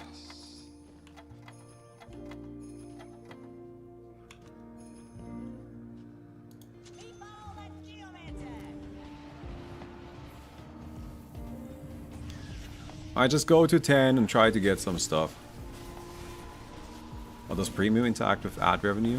Premium makes it so that, like, so there's 2 ways to earn money on YouTube. Well, I guess there's also direct purchases, right?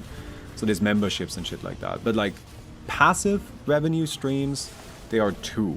One of them is people watching ads, and the other one is via YouTube Premium. And there, the only thing that matters is watch time. Right? So the more time somebody spends watching a video, the better, the more money you will earn from that. From my experience, that split is about 2 to 1. So you will earn the majority, or at least I have earned the majority of my money through AdSense, and watch time is a smaller portion of it. But it does exist. It is still a factor.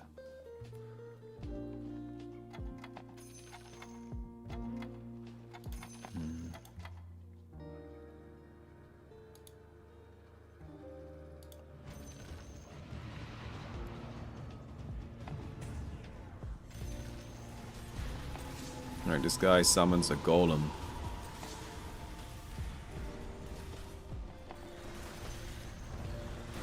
I hope the golem is good. Ooh, the golem is pretty good. Oh my god, this dude is just so much stronger because he's got all of the fucking units I want. I'm so mad. Now they don't die. Am I dead? Okay, we're not dead, but we're almost dead.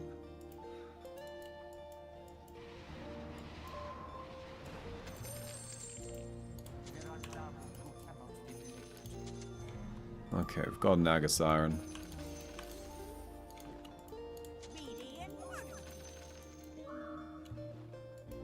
Well, shit.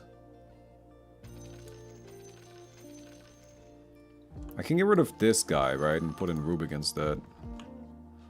Because Bounty is just kind of a weak unit. Alright, there's a Snap Noodle. I like her, she's pretty strong.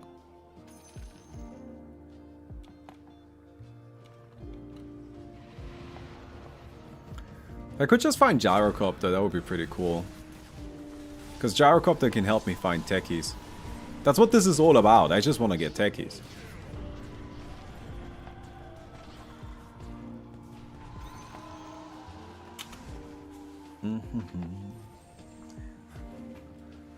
Is Auto Chess still with a good playbase? Auto Chess is still the most popular custom game in the arcade. Like by a pretty wide margin.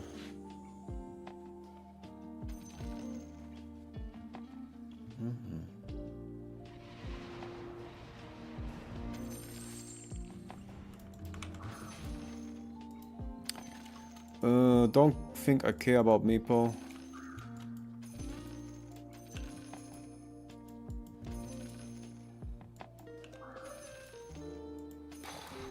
I shouldn't be rolling. I don't know. Alright, well, it's fine.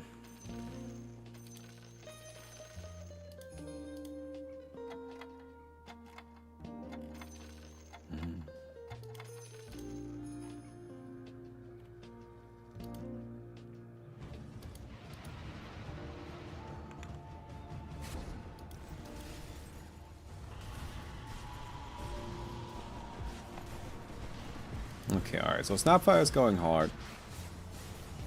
That's good, that's what we want.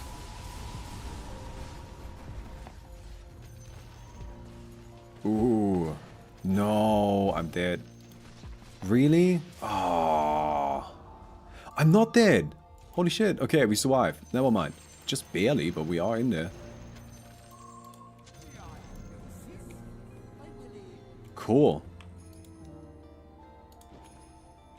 Alright. We have one more opportunity. I mean, it doesn't even matter that much, to be honest. The best upgrade we can actually get is probably finding that last stinker.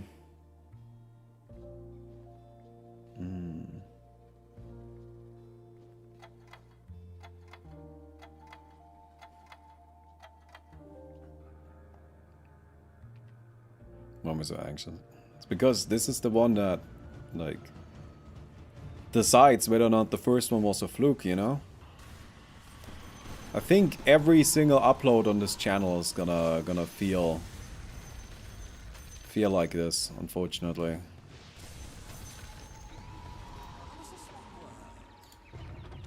Okay, I don't want to keep this going.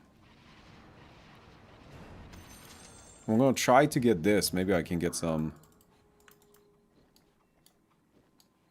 I can get some player kills.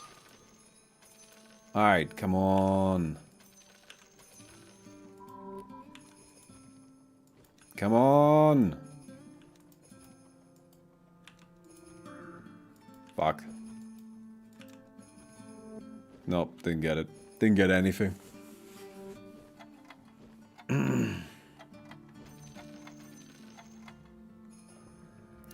Did not get anything, I think, with that.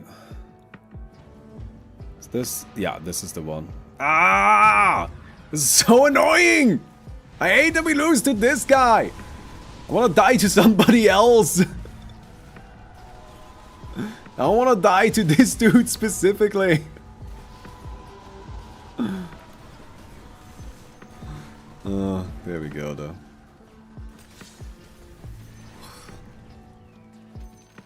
Suffering, dude. Pure suffering. It's also annoying that we just, like, played against this dude twice. Alright. Shame we didn't get there. Alright, friends.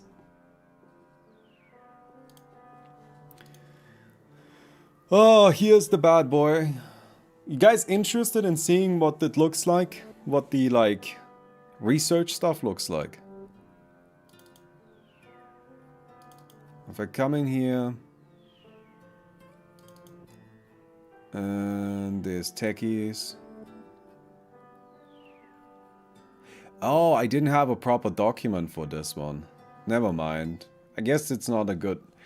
So for Techies, I didn't make a huge document like this, and I instead worked off of... I instead worked off of the wiki directly.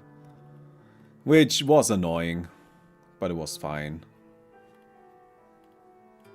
Right, but this is kind of like... So I guess I can show you the Shrug stuff.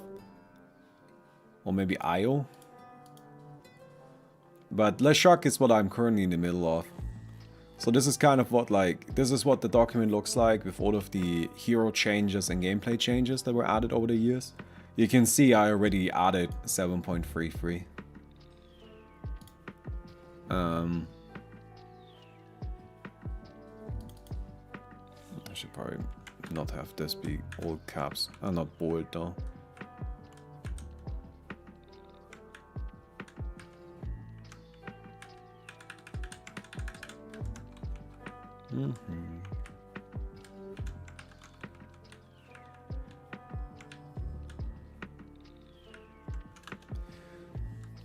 Anyway.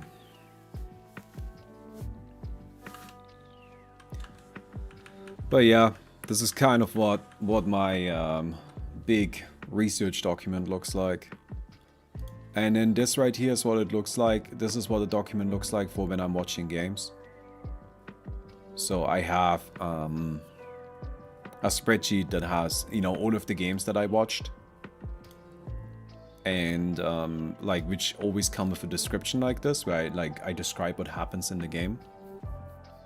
So that I can, you know, better keep track of what's going on. And then also I can, like, later on figure out whether or not in this game is something that that I want to revisit or whatnot.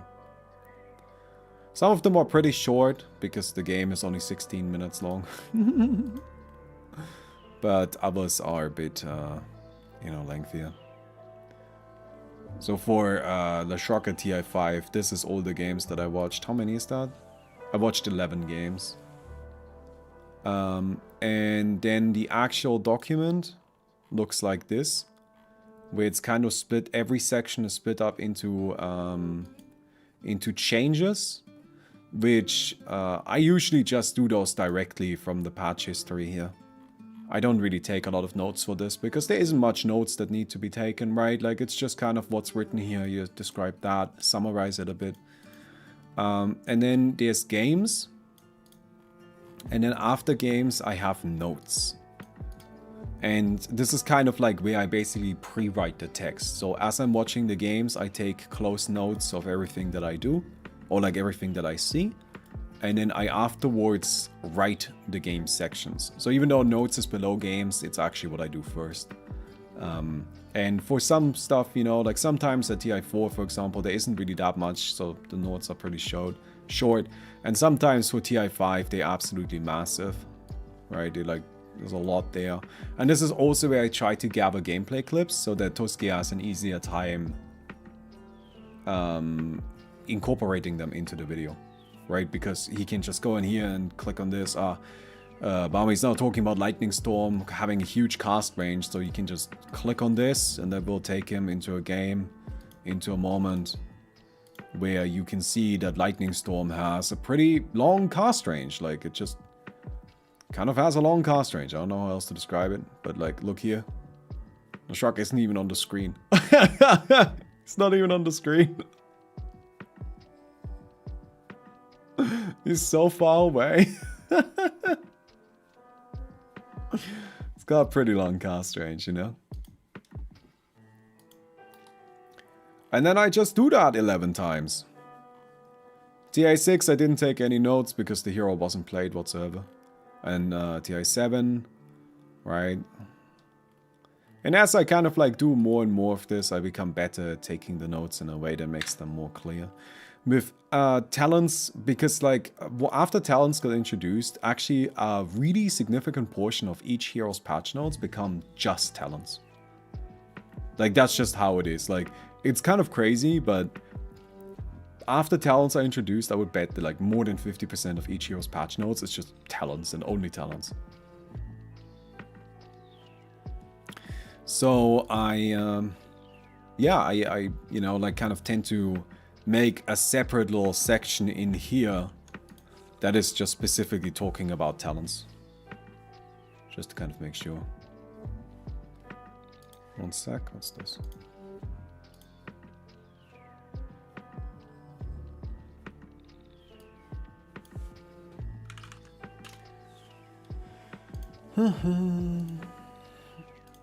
Yeah.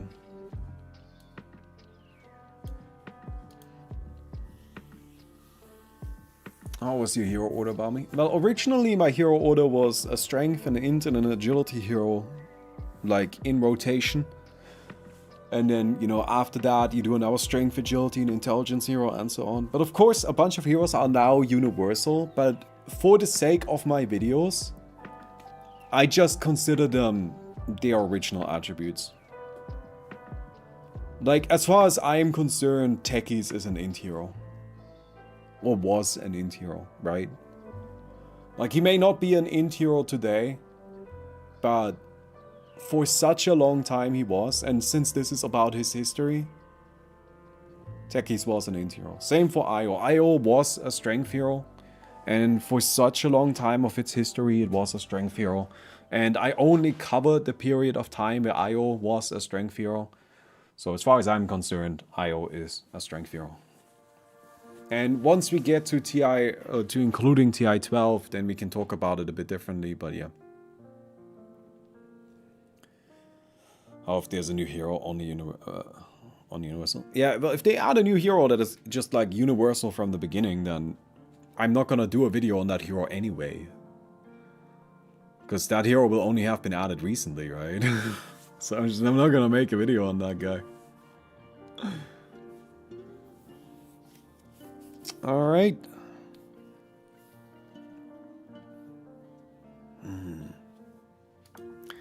Guys like the title?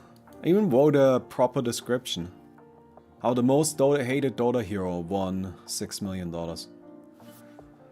That's a good title, right?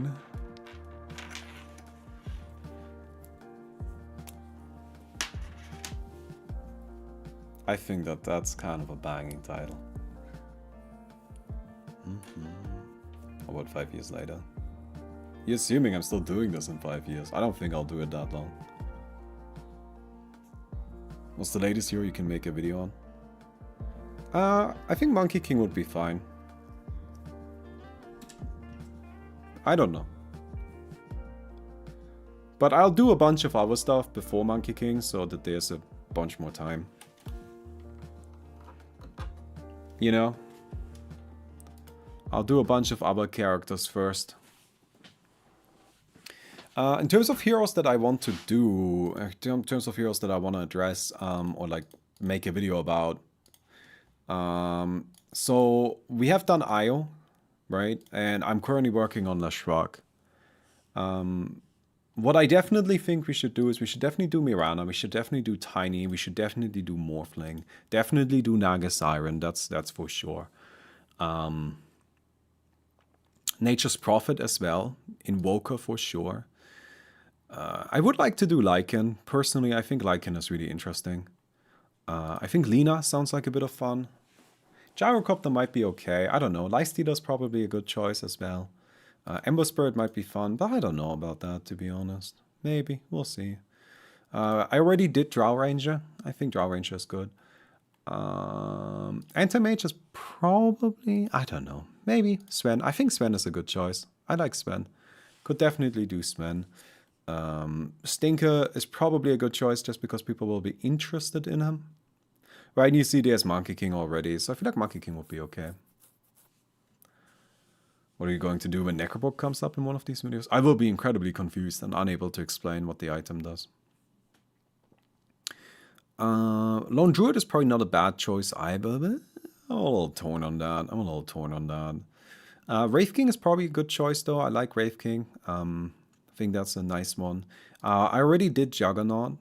We already did Potch and Techies, of course, as well. I kind of want to make a video on Mars just to tell people to stop picking Mars. Look at this guy. 79 picks at TI and 32% win rate. The hero's just shit. Stop picking Mars. People keep picking Mars and they just keep losing with him. I find that kind of wild. So we did Potch, right? And then we did Techies as well, yeah. Underlord would probably be fun just because he's been so shit and I'm expecting him to be pretty good at TI 12. But I think Underlord is going to be more fun like in maybe like a year and a half, 2 years, something like that. Right? Because I think the hero's probably going to stay relevant. But yeah. Huskar is probably a nice fast video. I think Huskar is probably interesting. Klinks would be fun too just because the hero went through a lot of changes. You may notice I'm not listing a lot of supports. If I have to list a support, Shadow Shaman is probably a good choice. This is definitely kind of like a bit of personal bias, but like supports are just not that interesting. Sorry. That's just me maybe, but I just don't care that much. Enchantress and Batrider, I don't know. I don't have much to say about Batrider, but Enchantress is probably interesting. Earthshakers. The problem with Earthshaker is like, I'm not sure if Earthshaker is a good idea. Like, it's gonna be that interesting because, like, what is there to say about Earthshaker really? But anyway, video is about to start. Okay. 157 people. So you don't really have long-term plans on the channel, but no longer than 2 to 3 years. Is that not a long-term plan, 2 to 3 years? What is your idea of long-term?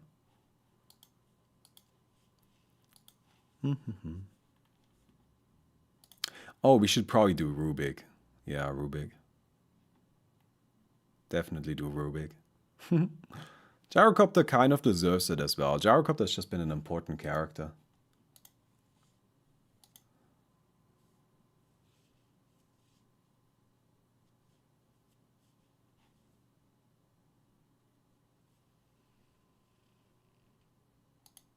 Honey, you're mixing tensors. That's why it feels weird. To Crystal Main. The thing about Crystal Main, to me, is that she doesn't really change much, right? To me, I like doing heroes that are either good or heroes that change a lot. I think those are good choices, right?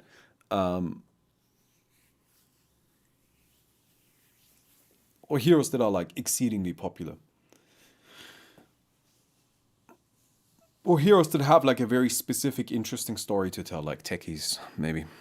But, you know, Techies like wasn't good, but he's got an interesting story and he's changed a lot. And to me, that's fine, that works. But Crystal Maiden hasn't really changed that much, and you know, it would be kind of like if I were to make Crystal Maiden, I worry that it would just be well, in the next year she was still a support. She still had the same items. She sure was still supporting. You know what I mean? What's this currency?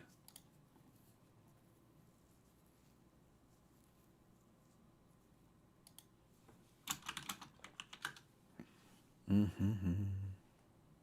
right. Thank you, ex Casper Gone. Oh, loud.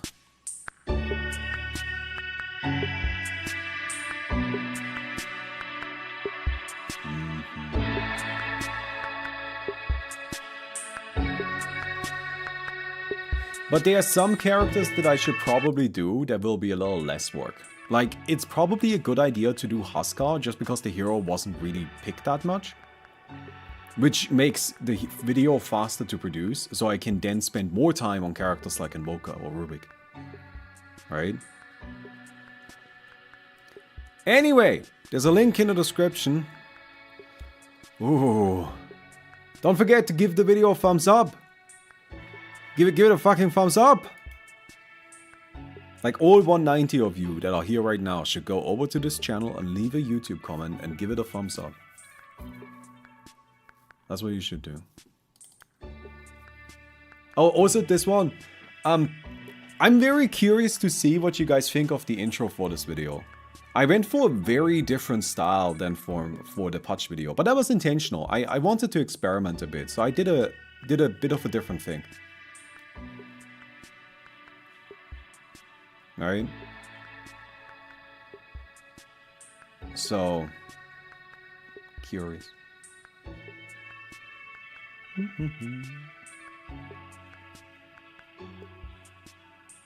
Sources and description seem to still be about Patch. Check the tabs. You can even get a preview of the next videos if you check the sources there.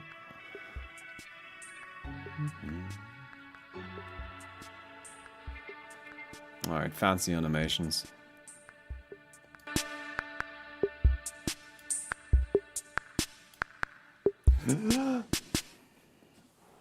It's 2014. You've got all your Dota playing friends over. National 4 to Newbies just beat evil geniuses to make it into the grand finals. You grab a snack for everybody and you turn up the volume on the TV. The All-Star match is about to begin and the banter is always gold. I heard a rumor that ROTK wants you to, let's see if I get this right, kiss his ass.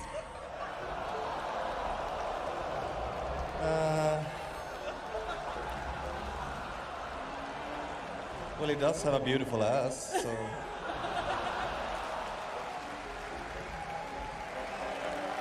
That's awkward. Oh no, we already have a casualty.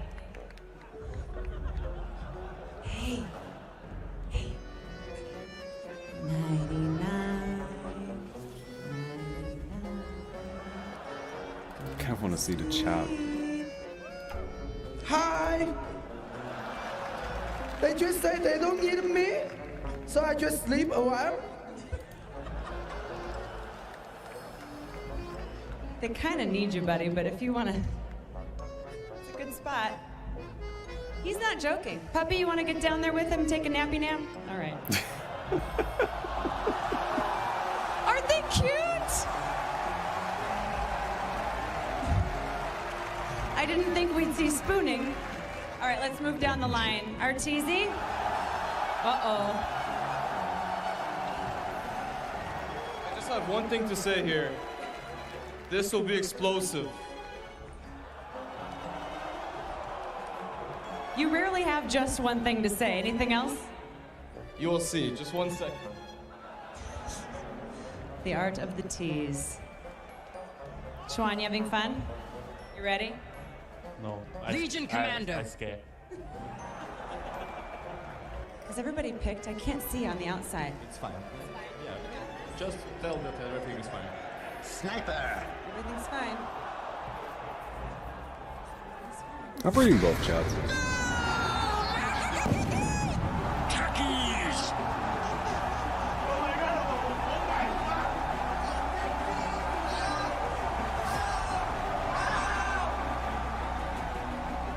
Now that's how you do a hero announcement. Techies was released into the world of Dota 2 shortly after the International 4. From the very beginning, he stirred controversy. Half the player base was excited to finally see one of the most unique Dota characters adapted into the new game. The other half shivered in fear, knowing what playing on a map scattered full of mines felt like. Techies changed how Dota was played. No longer was it 5 versus 5, but 9 versus 1.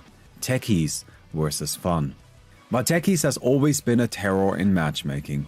Did that extend to success in the competitive Dota 2 scene? Today we're going to investigate how Techies changed over the years, and how those changes affected his performance at the most important Dota events, the International Tournament Series. So, how good were Squee, Spleen and Spoon, the Techies Demolition Squad? Before we get started, I would like to clarify some language. Techies is a group of characters. It would be correct to refer to them in the plural. Despite that, I'll be referring to Techies in the singular. That's for the ease of understanding, as otherwise it could be difficult to follow along when talking about teams and the hero at the same time. Techies was a ranged intelligence hero and was implemented into Dota 2 on the 9th of September 2014 in the dedicated Techies update. His first ability was landmines. When used, landmines planted an invisible mine on the floor that would explode when an enemy steps on top of it, dealing significant damage to them and any enemy units in the area. This mine had 2 separate delays, an activation delay and a detonation delay. The activation delay described the moment after placing a mine during which it can't be triggered yet. The detonation delay only came into play after that. It meant that the mines didn't explode immediately when something stepped on top of them, but instead after 1.75 seconds. The mines only dealt their full damage when an enemy unit was right on top of them, while dealing half damage to units further away. Up to 20 mines could be active at the same time, with no time limitation, and they could be stacked right on top of each other. Landmines had a very low cooldown of only 10 seconds at maximum level, but they consumed a ton of mana to be cast. The mines had some funky properties. Their damage was incredibly high, starting at 300 and going up to 600. While that may sound overpowered, the damage was a unique type that wound up getting completely removed from Dota: composite damage. Composite damage was a mixture of physical and magic damage, meaning it was reduced by both armor and magic resistance. Abilities that did composite That was a damage really weird usually thing that had existed very for high quite a damage long time. numbers to make up for that double reduction. The mines could also be used to deal damage to buildings and provide a tiny amount of vision. Not enough to act as wards, but enough to scout out rune spawns. Finally, landmines could be destroyed by an attack, but would explode when they die. This left melee heroes with no good options to deal with them, since even if they managed to destroy them, they would still get hit by the explosion. Stasis Trap was Techies' second ability. Stasis Trap was another type of mine. They are still invisible and still have both an activation and detonation delay. However, for the Stasis Trap, both of these delays were very long, at 2 full seconds each. This meant it was actually possible to move across a Stasis Trap without triggering it. When triggered, the Stasis Trap would stun all enemy units in a 450 radius for up to 6 seconds. Unlike landmines, Stasis Trap 6 did not seconds have a stun. maximum number that could be placed, and instead each trap had a time limit. This ability had a fairly low cooldown and used a lot of mana. Again, both landmines and Stasis Trap could be used to block neutral camps from spawning. There was a lot of strategy involved in finding good spots to block the camps with. Both of them also had very low cast ranges. Suicide Squad Attack was Techies' third and most bizarre ability. Techies would kill himself to deal a massive amount of AoE damage to all nearby enemies. Suicide Squad Attack had a fairly small radius in which it did its full damage, and a larger radius in which it did significantly less. It also dealt composite damage. This spell did an absolutely ridiculous 1550 damage at level 4, which made it the largest single instance of damage in the game. However, it had some downsides. The very low cast range of only 100 made it incredibly difficult to hit with it, and it had a very long cooldown of 3 minutes at level 1. Most curiously, Suicide Squad Attack killed you. While the ability did reduce your respawn time for that death by 50%, you still died. This could actually be useful at points though, as it Could've gave written that Techies better. the I option don't of like that. denying himself whenever he wanted I think to. that little When segment Techies there killed could be himself written that better. way, he also denied all golden experience opponents might have gotten from his death. Techies' ultimate was another set of mines, remote mines. This ultimate shared a lot of similarities with Techies' other abilities. They were invisible mines that could be placed on the ground and had an activation delay before they could be triggered. Their cooldown was low and their damage and mana cost high. They had no limit on how many could be placed, and each of them lasted up to 8 minutes. However, remote mines worked a tad differently from the other mines in a few ways. First, they wouldn't trigger automatically and instead had to be used manually. For this, you had an additional ability that lets you pop multiple mines at once, but you could also select each individual mine to explode them one at a time. Second, remote mines had a fairly big explosion radius and cast range. This was very beneficial, as they were the only ability Techies could use from a distance. Third, remote mines gave some vision, which offered additional utility as they could act as a sort of poor man's ward.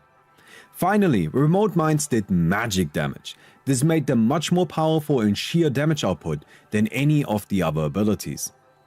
Remote mines also had an Aghanim Scepter upgrade that increased their damage and cast range. Techies was a weird hero, but not just because of his abilities. His core stats were just as bizarre. He had the highest attack range in the game, while also having, by far, I like the the lowest little attack damage. Shallow grave And pop. he had one of the highest starting armor values, while his movement speed was the lowest in the game.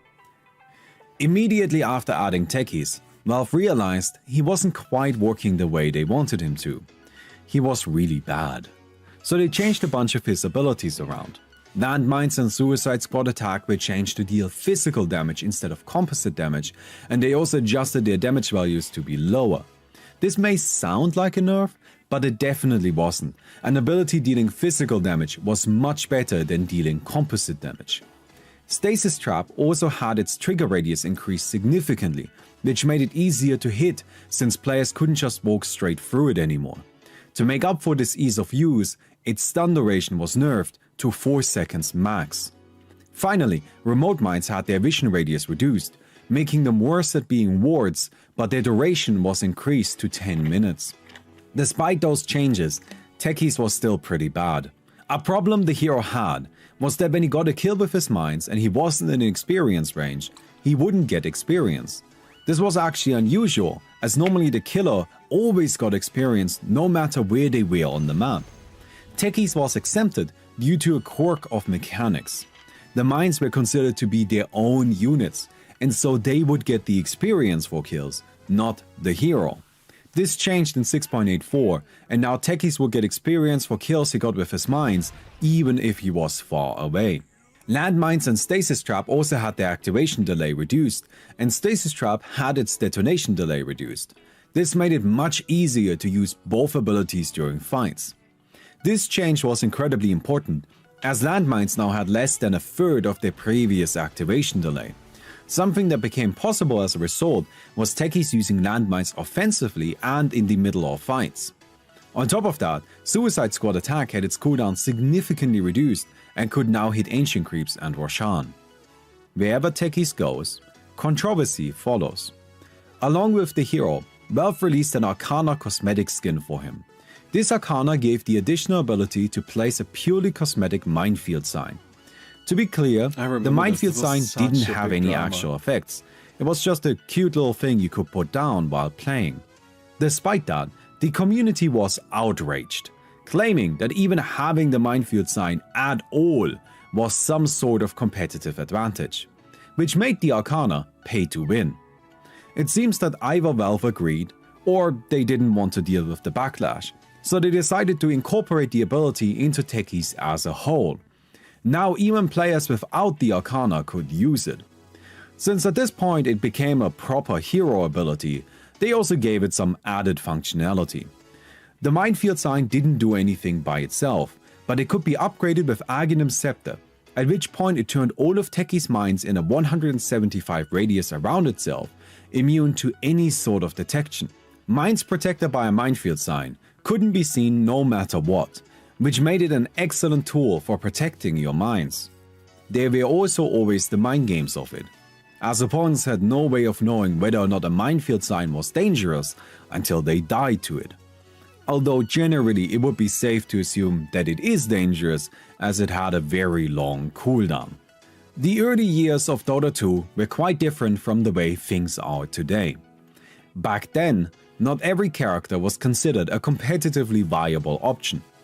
I understand this sounds like I'm saying that some characters were bad, and while that is what I'm saying, there was a bit of a different scale of badness. I hope this makes Today, sense. we generally consider every hero to have some kind of merit, and if they don't get drafted often, then that's because their numbers are subpar or they don't fit into the metagame.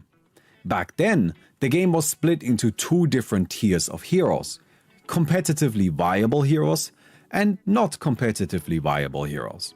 This pool of not competitively viable heroes consisted of characters that you wouldn't ever want to pick in a tournament because their abilities were bad on a fundamental, conceptual level. These are the heroes that would eventually end up getting reworks. Really?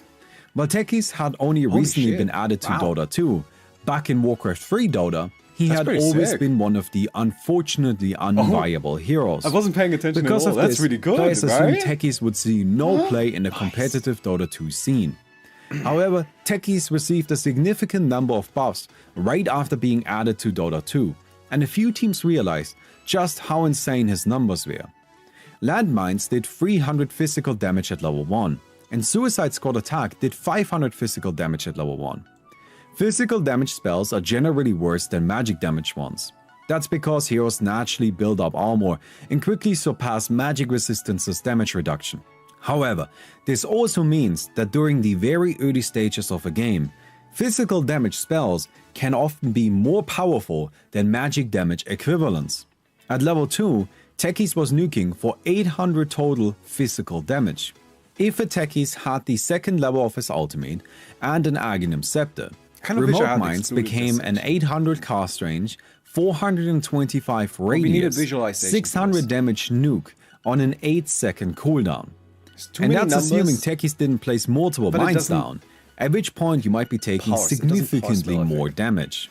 Of course, This damage came with the limitation of needing enemies to get close enough to the mines, but these numbers were worth the effort. At the International 5, Techies surprised viewers, casters and players alike when he proved himself to not only be competitively viable, but one of the most dangerous heroes in the entire game. Before we can discuss Techies, we have to talk about his partner in crime, Tusk. Tusk was an excellent hero at the time, and we'll talk about that in more detail in the Tusk video. For now, we're going to focus on how he related to Techies. Tusk had two abilities that allowed for incredible inter-hero synergies. Ice shards could be cast from a long range. It damaged and trapped enemies inside of a wall that they could only leave in one direction.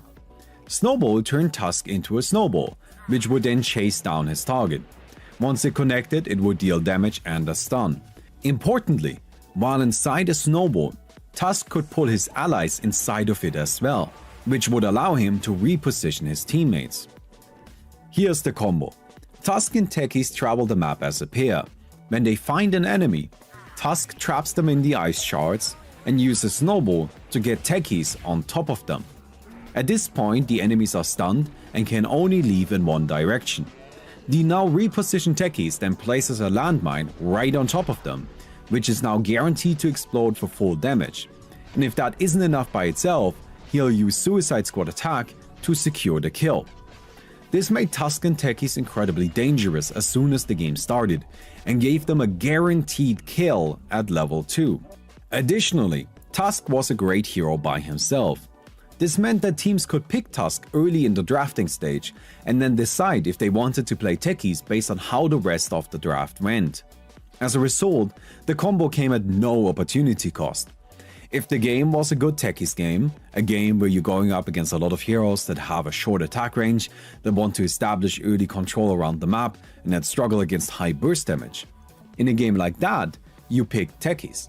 Otherwise, you would just have a Tusk on your team, who was very good by himself and could slot into many lineups. This gave teams a lot of flexibility during drafting. Finally, Tusk didn't need much money, but he could use it. As we're going to see soon, Techies could make a Dota game a bit unpredictable. Tusk didn't mind that, as he was a hero that could adjust to the pace of the game on the fly. During the International 5, Techies was picked 8 times total. Out of those 8 picks, the first 5 were all Techies and Tusk. TNT, if you will. As an example of how this strategy worked out in practice, we're going to have a look at Game 2 of the group stages match between IG and Complexity. Complexity first picked Tusk and last picked Techies after seeing 3 melee heroes on the enemy team, all of which struggled against the hero. Undying could have his tombstone blown up, Bloodseeker had no way of interacting with the mines, and the only way to kill a Brewmaster through his ultimate was high physical damage. That's the drafting flexibility of the TNT combo in action. You can wait until the last moment to see if Techies is good. Techies opens the game by teleporting into the top lane and throwing down multiple landmines, setting up a trap. Unfortunately, Bloodseeker arrives just a few seconds too early, triggering 1 too few mines and surviving with 10 health. This kind of early game trap was very common. Then laning begins, and Tusk and Techies play a duel offlane, which was a bit unusual at that time. The most common approach was tri-laning, but with a support that was a bit more open in their movement and focused on stacking the jungle. However, Techies forced his team into playing dual lanes. His damage was too low to control a lane on his own, especially in a meta during which Poor Man's Shield existed. PMS was a 500 gold item that gave melee heroes a 100% chance to block 20 damage, which was a lot for any hero to deal with, but for Techies, that was all of his attack damage. His abilities were also too difficult to hit without assistance, especially when playing against heroes that are fast like a Bloodseeker or a Queen of Pain. At least for the early stages, Tusk had to be in the lane with him, otherwise he wouldn't be able to apply any pressure. This wasn't ideal, restricting one of your support's movements was actually a fairly big deal at the time. The question then remains, Was Techies worth that sacrifice? As soon as TNT hit level 2, they go for a combo on Bloodseeker and easily secure the kill, even underneath the tower. This makes the Radiant rotate their lanes and Bloodseeker moves to the top while Queen of Pain comes bottom. Rotations like this always come with a bit of shakiness in the team's laning structure, and Complexity exploits this immediately with a quick combo kill on Crystal Maiden. Tusk then starts roaming on his own for a bit, while Techies stays in the bottom lane, doing his best farming impression. Tusk moving top puts enough pressure on the Bloodseeker that he gives up on that lane as well and he starts jungling instead. This in turn frees up the Dire supports even more. At 8 minutes, TNT kill Queen of Pain bottom and then take an early tower. In the meantime, Wraith King has been enjoying free farm and has also taken the top tier 1. The Radiant simply couldn't find a good laning setup, and now the game is already slipping out of their control. They decide they need to be more careful and start spending most of their time grouped up. In the meantime, Techies is sitting in the bottom lane, pushing and farming. One of the most frustrating elements of going up against Techies was that he was impossible to kill. I know, that sounds a bit weird, since the hero spends a lot of time dead, but we need to make a distinction between getting killed and being denied. When Techies used Suicide Squad attack, he couldn't be killed, as he was killing himself. A Techies that denied himself this way would also have his respawn time cut in half, and he gave out no gold or experience bounty. None. Not even his kill streak would end. This made Techies a very effective split pusher, since he didn't need to worry about retreating. Instead of trying to escape a gank, Techies would just kill himself and completely deny the encounter. That's exactly what we see in this game. Whenever Seafreak runs into danger of dying, he uses Suicide Squad attack to deny the kill. His skill and item build is centered entirely around the split pushing idea. Maxing out landmines and Suicide Squad attack before even getting a single point into Stasis Trap, while building mana pool increasing items and Soul Ring straight into an Aghanim Scepter. The idea here is that it doesn't matter if Soul Ring drains your health pool, as you'll end up denying yourself sooner rather than later anyways, and that effectively heals you back to full. IG is now fully trapped in Techies' hell. Brewmaster is out of position for just a few seconds and immediately dies to the TNT combo. Techies then pushes top on his own, and when the Radiant comes to gank him, he infuriatingly denies himself. Instead of changing strategy, Techies continues pushing top and just denies himself again when the Radiant is forced to defend. He needs to be dealt with, else he farms too much and does too much tower damage. But IG doesn't get any reward for doing so. Worse than that, they're wasting their time and resources fighting a hero that doesn't care about dying. This style continues. He moves lanes, pushes, gets caught, denies himself. In between, he places mines in various spots around the map. When the Dire goes for Roshan, the pit is already reinforced by mines, making it impossible to contest. Techies isn't even there. He doesn't have to be. The Dire uses the Roshan momentum to push, and the Radiant comes to defend.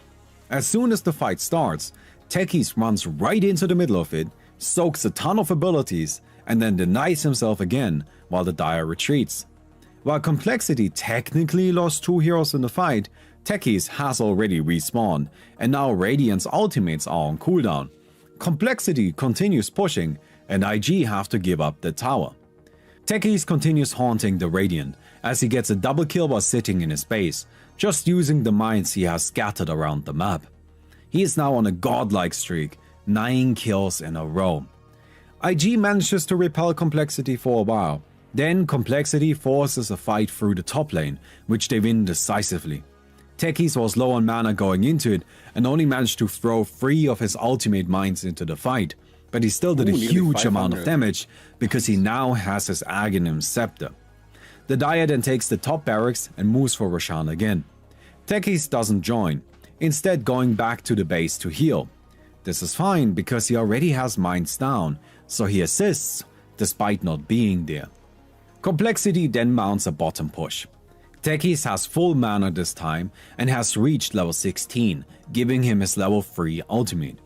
He throws down a minefield sign before the push begins and starts placing remote mines on it. This is the creates a most brutal zone part. that the Radiant can't enter, as each This is remote the most mine brutal does part. 750 damage. Let's do some counting. How many remote mines did Techies place, and how much potential damage is that? 1, 2, 3, 4, 5.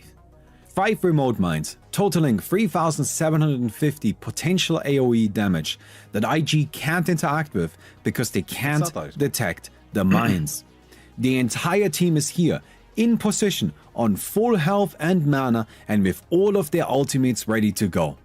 Despite that, the bottom barracks falls to the Dire without a fight, because they are too afraid to initiate and cross into that mine territory.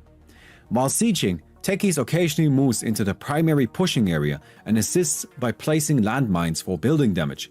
He doesn't have to worry about dying, because even if he were to get caught, he can still activate the remote mines while dead. Complexity retreats after taking the bottom barracks and moves into the mid, setting up for another push. Minefield Sign has an extremely long cooldown.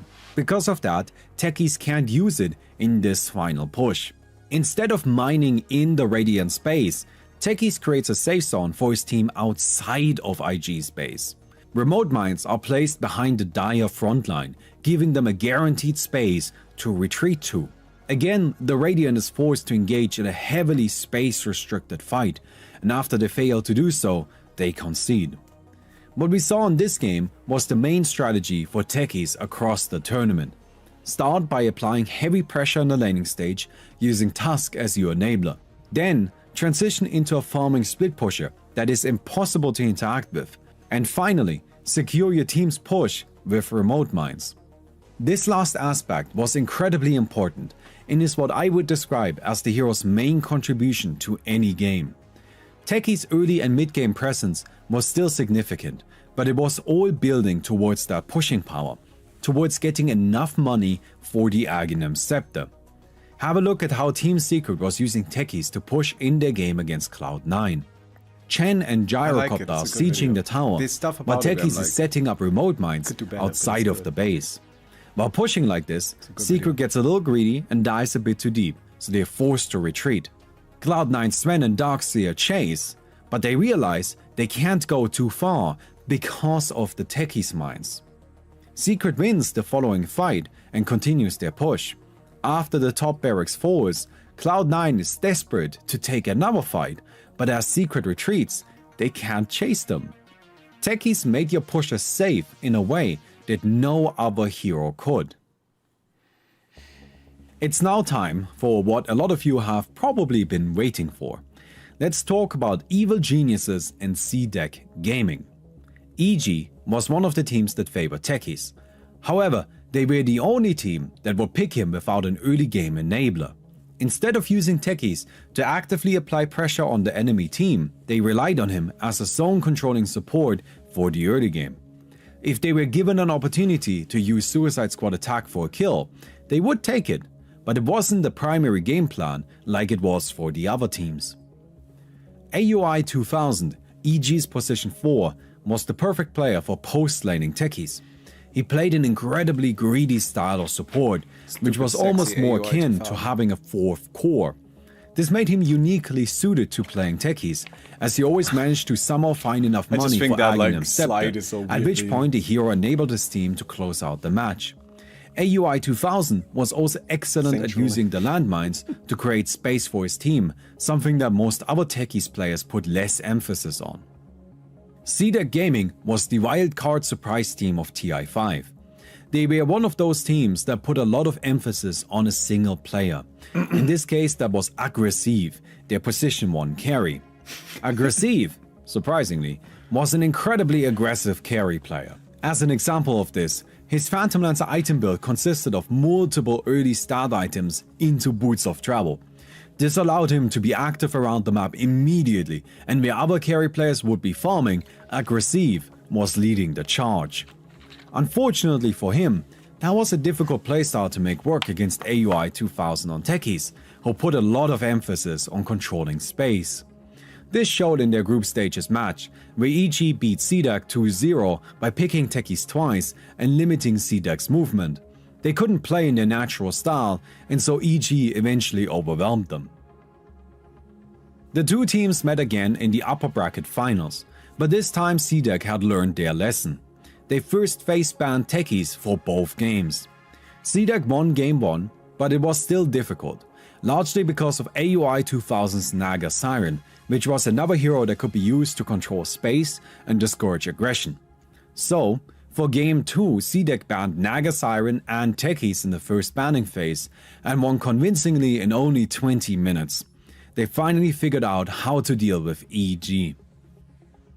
This is where we need to talk about Leshruck. During the international main event, Leshruck had a 100% contest rate. The hero was widely considered to be blatantly overpowered. If a team had the opportunity to pick Leshruck, they would always take it. Consequently, the hero was banned most of the time, usually by the team that had second pick, since if they didn't ban him, the opponents would pick him before they got an opportunity to do so themselves. It's also worth mentioning that Sumail, EG's mid player, was incredible. Sumail could seemingly win games on his own. Leshruck, being primarily a mid hero at the time, meant that if Sumail got his hands on him, the game was practically over. Weirdly, CDEC wasn't even remotely in the same situation. So someone just tweeted at me a stat that Shiki has 16 pub games with Leshruck over 4 years.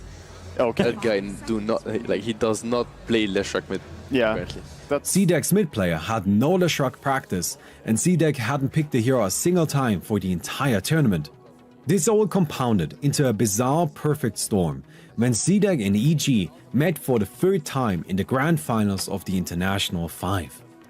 EG realized that CDEC didn't know how to use Leshruck properly, and so they changed one important aspect of their game plan. They stopped banning Leshruck, even when going second in the draft. As I already mentioned, CDEC had two mandatory bans against EG, Naga Siren and Techies. However, they also couldn't let them have Leshruck, and they were only two first phase bans. This resulted in them first picking the hero in the first 3 matches of the grand finals. They basically had to surrender their first pick and use it as another ban, a ban that would also force them to play a hero they didn't want on their team. While Techies didn't get picked during the grand finals, EG won the International 5 because the hero had such a presence that CDEC couldn't allow him to be picked, pressuring them into a situation where they had no way to win the drafting stage. Techies' performance at the International 5 was spectacular. The teams that used him did so with great success, as the hero won 7 out of the 8 games that he played. On top of that, Techies was banned 13 times, including all of the upper bracket final and grand final games. Techies filled a unique and powerful role. I'm certain that if more teams had given the hero a chance, he would only have seen even more success. His low pick rate didn't stem from a lack of power, but instead from a lack of teams that took the hero seriously before the tournament. Techies undeniably played a major role in Evil Genius's victory at the International 5, and he can hold that crown with pride. Okay, you can't just get by with just saying, we just decided to pick some techies, no big deal. You hate techies. I do hate techies. Like, before this tournament, I asked some Dota 2 people to remove the hero or nerf him. With the petition and also, like, behind the scenes, and, like, I tried to get the hero nerfed because I thought he was going to, like, ruin TI. When that hero's in the game, only he's having fun. That's how I feel about it. And did you have fun playing him? Of course, he's super fun. Okay, so you want to ban him for everybody else, but you were happy to use him in game 2. I mean, I'd be down if he's just removed from the game, but, like, if he's in the game, we're going to use it, right? Yeah. Thank you very much for watching the video so far. Alright, this is just like a little, like, hello. Give it a thumbs up and shit. Yeah, I feel good about the video. I like it. I think it's good. Oh, we had 550 people. I wonder if we got any comments.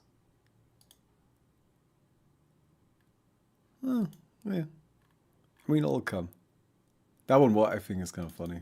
It's like both me and me. It's just me twice. I guess with me here, it's me 3 times.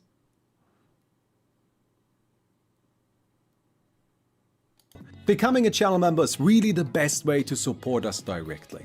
Anyway, let's get back to Techies. In patch 6.85, Techies received a set of devastating changes to landmines. Their damage, mana cost and cooldown was all cut in half. This kept the mine's effectiveness the same and placed in stacks, but completely ruined them as individual spellcasts. The Techies and Tusk combo we saw at TI5 disappeared immediately, as Techies no longer did enough damage to justify it. Additionally, all of Techies' mines no longer exploded when destroyed. While he used to be able to shut out melee heroes from interacting with certain spots on the map, this was no longer possible.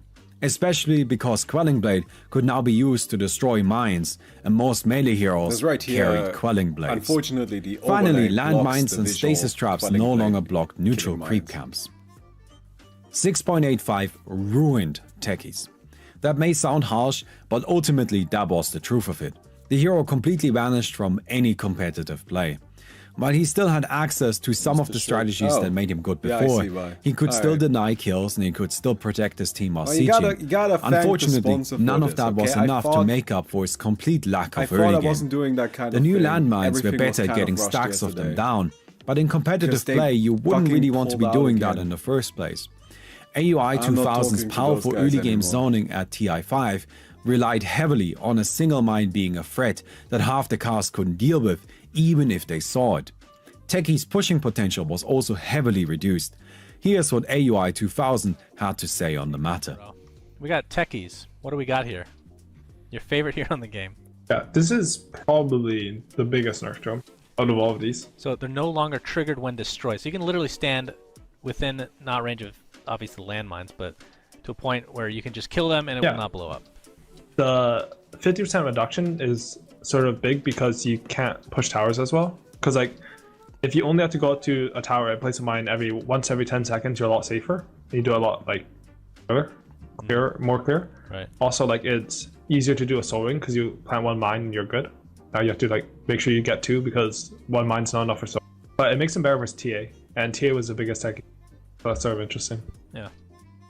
Unfortunately, Techies was not set up for success at the International 6. He was picked in exactly one game, by Wings Gaming versus Digital Chaos in the upper bracket round 1, game 2. During game 1, Wings decidedly beat DC, using an aggressive Drow Ranger lineup.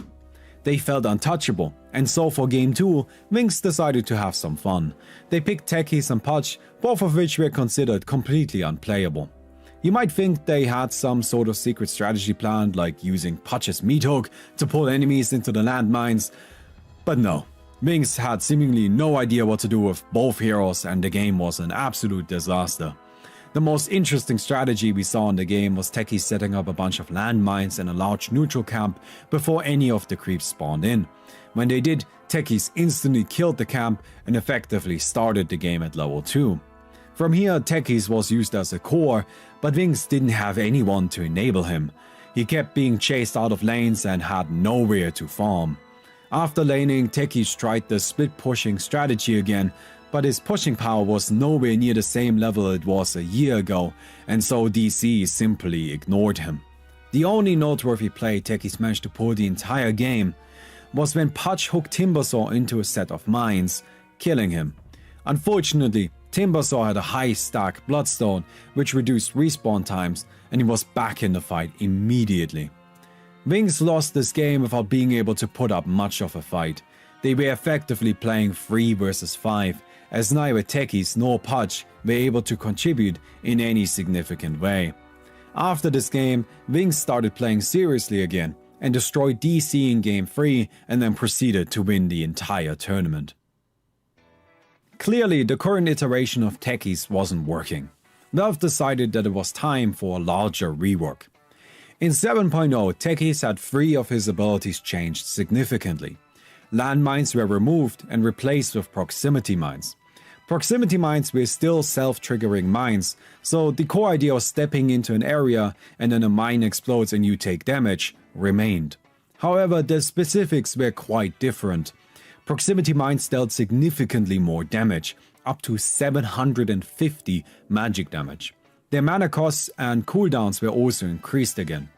While this much damage output may sound amazing, it came with some caveats. Proximity mines could not be placed within the radius of another proximity mine. This meant that the era of clusters of landmines was over, and it limited how much damage could be dealt at once. These mines were not able to one-shot enemies, as even in the early game all heroes would be able to tank 750 damage, although just barely. Don't get too excited about pushing either, as proximity mines only did 25% damage to buildings. Proximity mines also had a much longer activation and detonation delay. Combined, it took over 3 seconds to go from placing a mine to having it explode. Finally, proximity mines couldn't be detected by true sight, but would always be visible if a hero was in their trigger radius.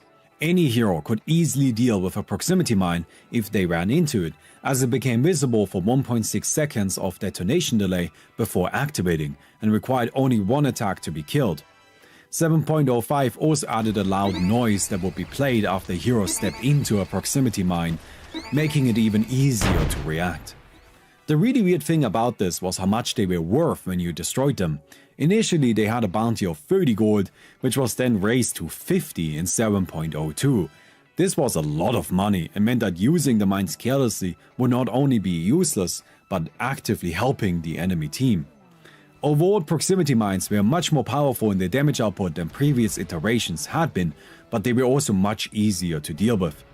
This was in part because Stasis Trap was also reworked. Instead of stunning, they would now root their targets. Stasis Traps no longer had a detonation delay and would trigger instantly if an enemy entered their radius. Their trigger radius was also reduced a small amount, but their effect radius was increased significantly. This allowed Stasis Trap to hit multiple units in a fairly big range.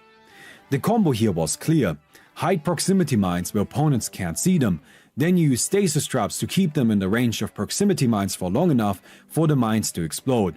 Then use either remote mines or Techies' final new ability to finish off the opponent. Suicide Squad Attack was completely removed from the game and replaced with Blast Off. Blast Off was a long-range ability that allowed Techies to literally throw himself at the opponents. When he landed, he dealt significant damage in an AoE and applied a silence, while also dealing 50% of his own maximum health in damage to himself. This ability had a fairly short cooldown and could be used to deny himself. Remote mines were also slightly adjusted, gaining a detonation delay and reduced cast time. In 7.06, Techies also received a plus 250 attack damage talent at level 25. This was never competitively relevant, but it was very funny. This new skill set further pushed Techies into a defensive and controlling playstyle. Proximity mines were completely impossible to use aggressively. The delays were way too long, and in all likelihood you just gave the opponent 50 gold every time you attempted it. Proximity mines also couldn't be used effectively during laning, as they required setup, mana, levels, and Stasis Trap. His best early game tool was Blast Off, which dealt a lot of damage at level 1 and was fairly easy to use. The strategy was straightforward: trade hits with the enemy support until you're low health, then use Blast Off to deal a huge burst of damage and deny yourself. While this strategy was reasonably good at applying pressure, it still meant that Techies wasn't really laning, as he spent a lot of time dead. Keep in mind what made Techies powerful at TI5. It was his Aghanim Scepter that allowed him to freely push lanes and support his team when sieging. Turns out it's very hard to farm an Aghanim Scepter and get level 2 ultimate if you spend your entire early game killing yourself. This may sound very similar to what we have seen before, but it's ultimately a difference of scale. Suicide Squad Attack pretty much guaranteed a kill when it was used, which was once every 2 minutes or so. Blast Off, on the other hand, had no such guarantee and only a 35-second cooldown. Techies would come into a lane and die over and over and over again, leaving him completely starved for gold and experience. Sometimes when Dota heroes received large-scale reworks, they also got removed from Captain's Mode for a while. Captain's Mode is the game mode used for tournaments, and so removing the hero from Captain's Mode effectively prohibited them from participating in competitive Dota 2. Usually, Valve made an effort to bring those heroes back by the time the International came around, but this wasn't the case here. With his new reworks, Techies was also removed from Captain's mode and wasn't added back in time for the International 7. As a result, the hero couldn't be played, although realistically speaking he probably wouldn't have seen much action anyway. After TI7, Techies received a variety of smaller buffs. His health and mana regeneration were increased, proximity mines had their damage buffed and bounty reduced, and his talents were made stronger. The most significant change during this period came because Tidehunter outrageously also received a plus 250 damage talent at level 25. To assure that Techies continued his dominance as the highest attack damage talent ever, his level 25 talent was buffed to give plus 251 damage. Turns out, this was actually what he had needed all along. Sometimes it's the last straw that spills a metagame's bucket. Techies switched over to a Hand of Midas farming base carry build that aimed to rush level 25 as quickly as possible, and then took over the game through sheer right-click power. Even the strongest carry struggled to compete with a free Divine Rapier backed up by defensive mines protecting the longest attack range in the game. All he needed was some attack speed and he could break down buildings like it was nobody's business. With Hurricane Pike and 2 to 3 Moonshards, Techies became an unbeatable killing machine. Players in all skill brackets, from the lowest MMR trenches to the highest professional echelons, were calling for Nurse, but their god had forsaken them. The Frog abandoned his most faithful believers, and his final creation continued its path of destruction all the way to the International, being the first hero with a 100% ban rate. Nothing could stop Techies, nothing could stand in his way, and all anyone could do is grovel at his feet, begging for mercy and a swift death. Nah, I'm lying. These changes were nowhere near enough to push the hero into competitive viability, as they didn't address any of the problems he had. Techies went unpicked again at the International 8.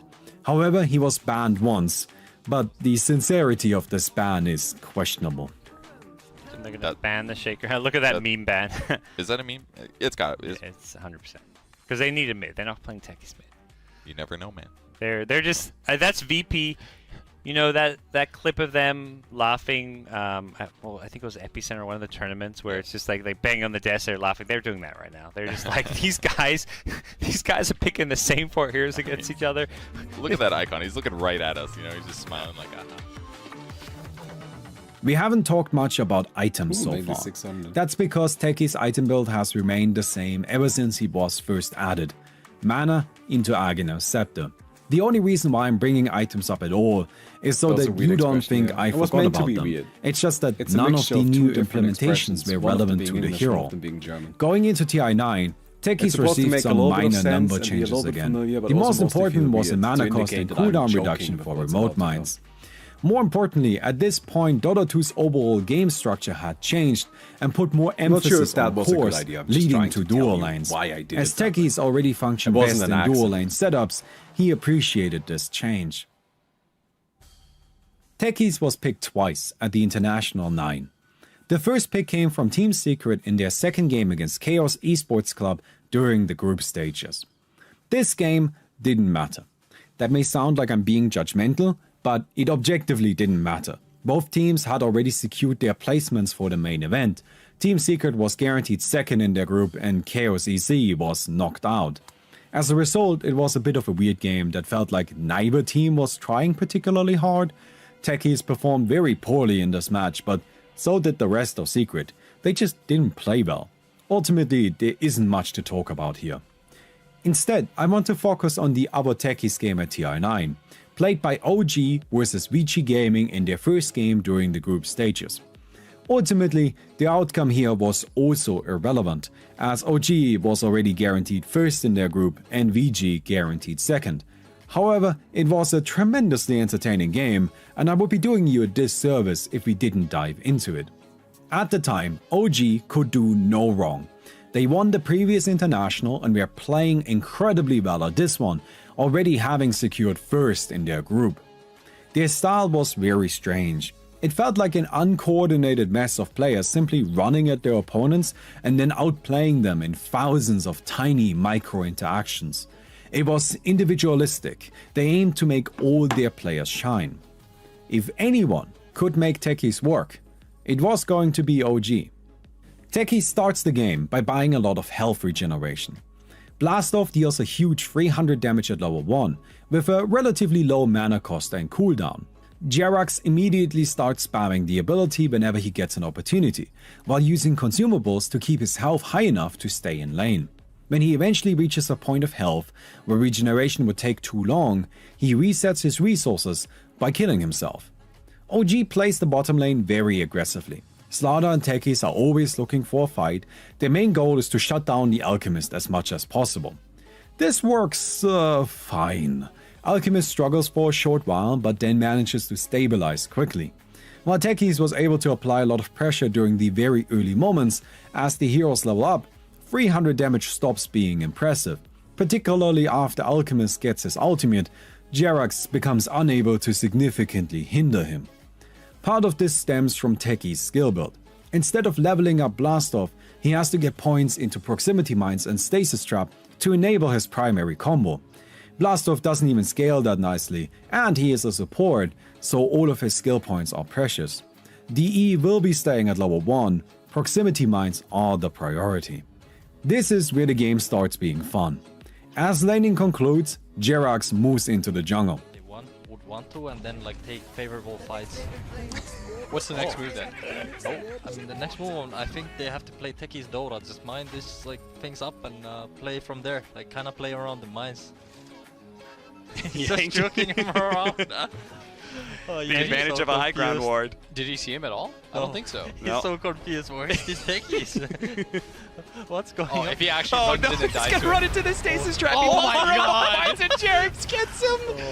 Oh, the ring around the rosy of death. Jerax, he's gonna try and go for the suicide, but fortunately, DY.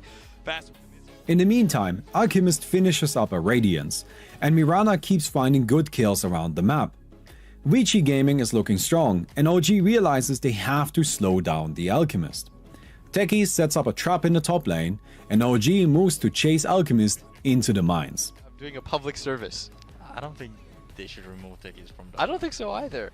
I think he's a funny hero. Look at this. He's really a funny hero, you know? Dude, look at this. They're going to sandwich Vici Gaming right now. They're actually going to chase him into the mines that Jerax is laid out by the tower. If they try and go back to the tower, they're dead. Paparazzi's just running straight left, but instead he runs into a stasis trap. He does manage to blink himself away thanks to the Aphotic Shield, a fast blink out. And now an arrow nails Zeb. Paparazzi says it's time to come back. The reinforcements are here. The call has been made. Vici Gaming going to just kite out, and he'll slowly tick away. They're Look at OG. They're just making it to the mines. They're saying, please, no. Jerax, save us, anything but Vici Gaming have no remorse. No tail, he's in on top of the mines, blowing the suicide, gets it, the ultra kill! OG, they got wiped, but at least they brought Vici Gang down with them. What a bait! What a bait! You saw No Tail, he hit right on top of them.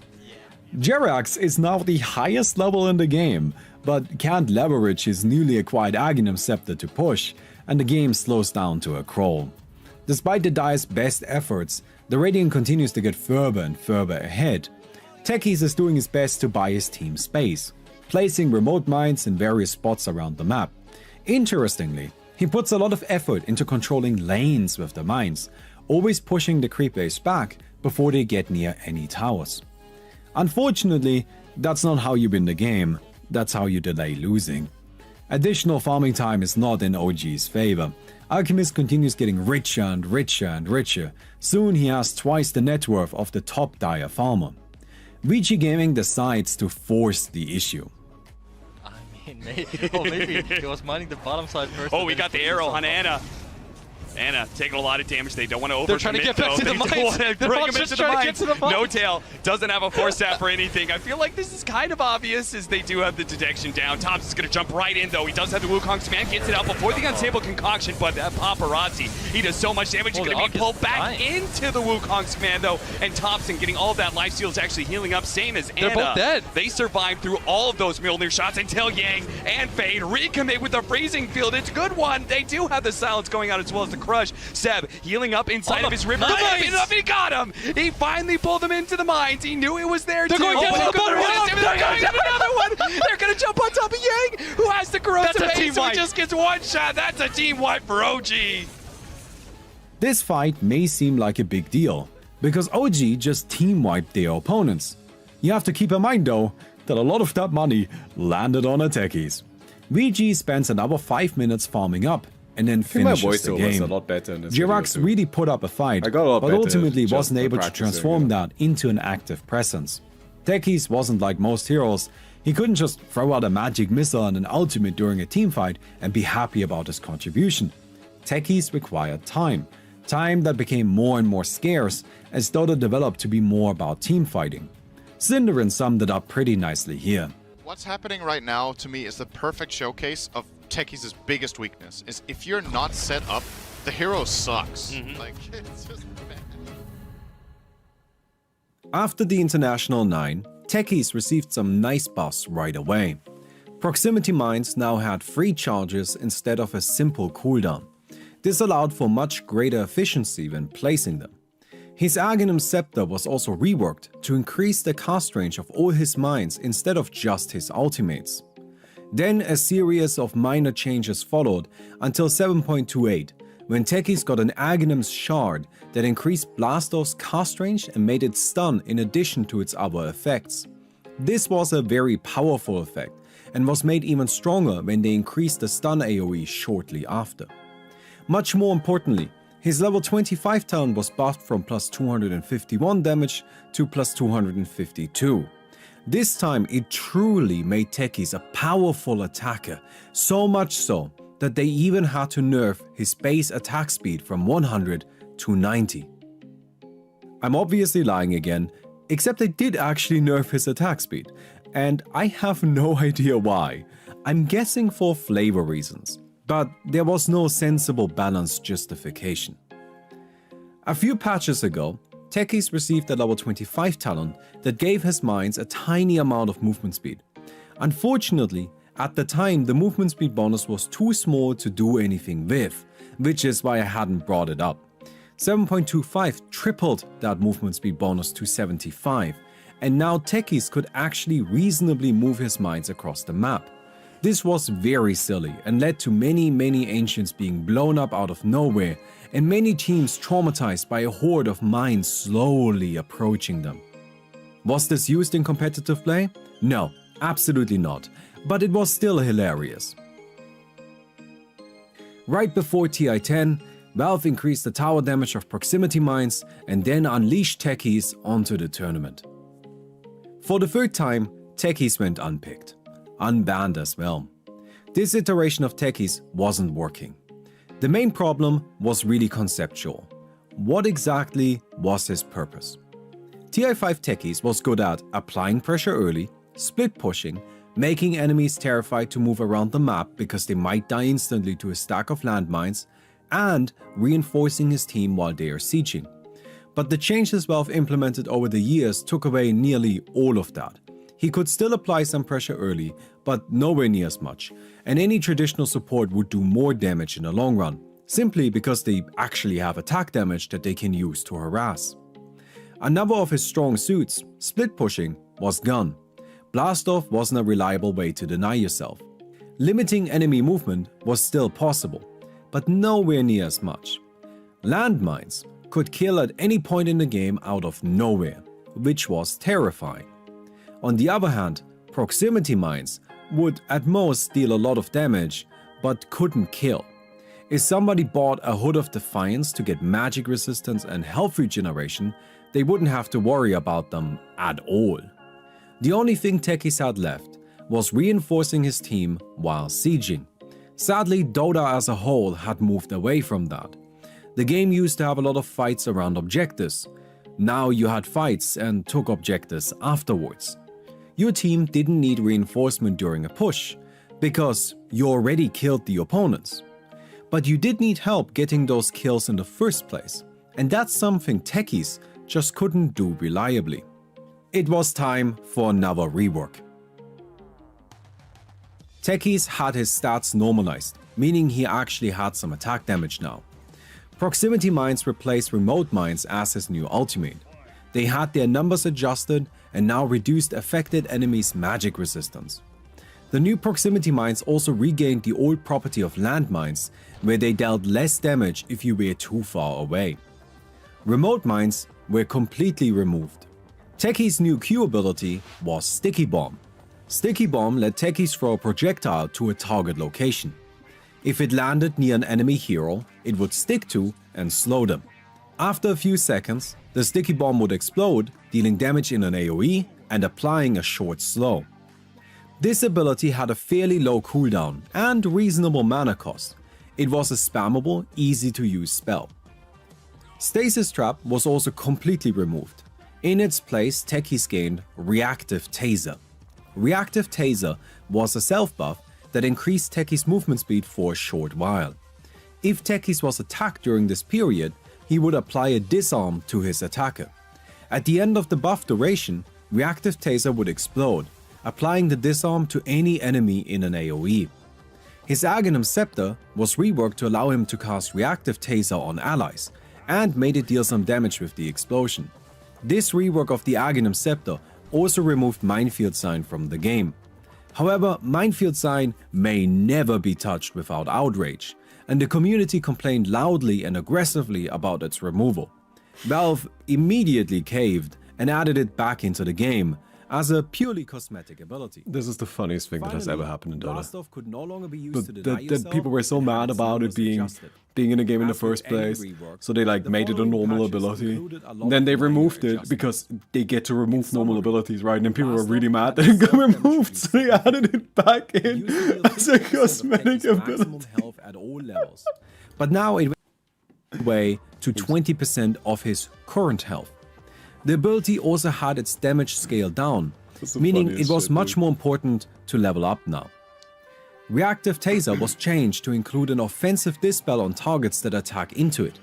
Its Aghanim Scepter was also buffed to deal its damage to enemies that attack into it as well. Finally, Minefield Sign was made a real ability again. Its cooldown and duration were significantly reduced, and it gained a lengthy cast point. The effect remained essentially the same, giving invulnerability to proximity mines placed underneath it. These changes didn't come without controversy. While many players were delighted at no longer having to deal with techies mining the entire map, others argued that they turned an interesting and unique hero into something generic. I sat down with regular TI talent and techies aficionado Sir Action Slacks and had a chat with him about the changes techies received over the years. Hi everybody, I am Sir Action Slacks. Techies is my hero. 1,597 official games on the hero with a almost 60% win rate. This hero represents me. This is the hero that made me fall in love with Dota. To me, the quintessential representation of Dota. Dota players are sickos. They're masochists. They can play any game they want, and they choose to play the most brutal, nightmarish game available. And Techies is very much that. A hero that is designed only with the passion to win. Winning means everything. If it takes 4 hours to win that game, you are going to win. And that's Dota players in a nutshell, baby. Or at least it used to be. Pro players don't know how to play Techies, alright? Owie 2000 hated Techies. Now, let me actually get this on the record here, because he has told me many times that Owie 2000 does know the strength of Techies, but he legitimately hated them. And this is not a joke, but Owie hated Techies a lot. He had always hated Techies because he thought that it was a different kind of playstyle that did not belong in Dota. And I can attest that this is true because I literally argued with him before TI5. There are interviews out there where Owie does say that he watched my Techies content to figure out how to play Techies along with PPD's brother, Robovice. And he understood the power of the burst damage. But what he hated was Techies' meta gameplay. He despised the having to sit back and lure people into traps. He only saw them for their worst quality, which was burst damage, big magical burst damage. However, he also did pay huge attention to their abilities to manipulate the lane. One of the best things about Techies is being able to put red mines in the lane and counter any kind of split pushing or any kind of like pushing at all, even if you lose a team fight. Those were the good things to do back in the day. Sneak in, mine up the lane all the way, and no creeps can push, no backdoor protection.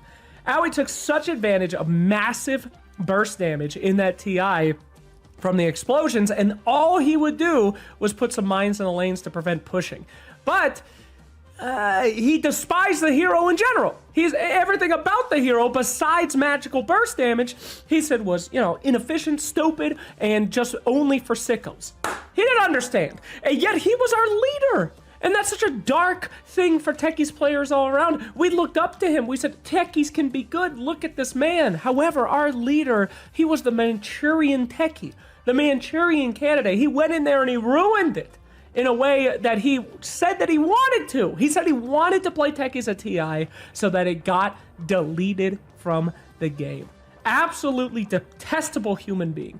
Very good friend. Detestable human being. Horrible, man. Yeah. The reason why he wasn't good in pro games is because pro gamers have zero imagination when it comes to macro. That's what their coach is for. That's what their manager is for. Me go in here to last hit. And that's why they hated him so. It's because they didn't want to think about what their enemies wanted to do. They just wanted to think about the numbers, the money ball. Boring, okay? He's a pub hero because the real sick freaks, that's what we like. We play the RTS. We want to think about breaking the enemy more than, our tiny little numbers. That is my theory. I seen Fear try to play Techies. The dude doesn't get it. They don't get it. They just think he's about magical burst damage. That's all they ever thought. They didn't understand the nuances of economy draining, sanity draining, map control awareness.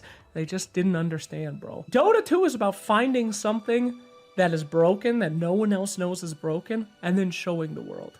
Owie did it at TI5. He knew Techies was good.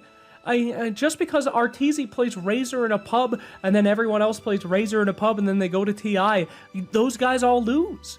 It's about finding the genius, the gems, the hidden diamonds, understanding their strengths, seeing the potential, and making them real. That is the heart of Dota, is to find what everyone considers garbage and making it gold. You don't just delete it. You don't just put it into a furnace.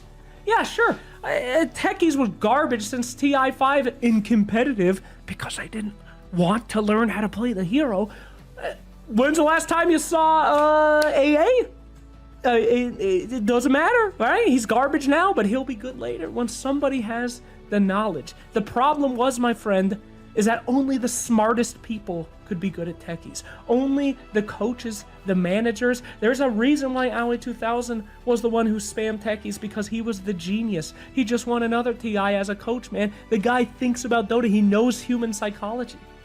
That's it. We could have had a heyday with Techies. He could have come back. He was in a fine spot. People were experimenting, and then they nuked him just because people didn't like him. All right? And because people didn't like him because they didn't understand him. That is my theory. So what could have been done with Techies? Just let him be a piece of garbage. Let him have his 42% win rate that he used to have pre-rework in the pubs.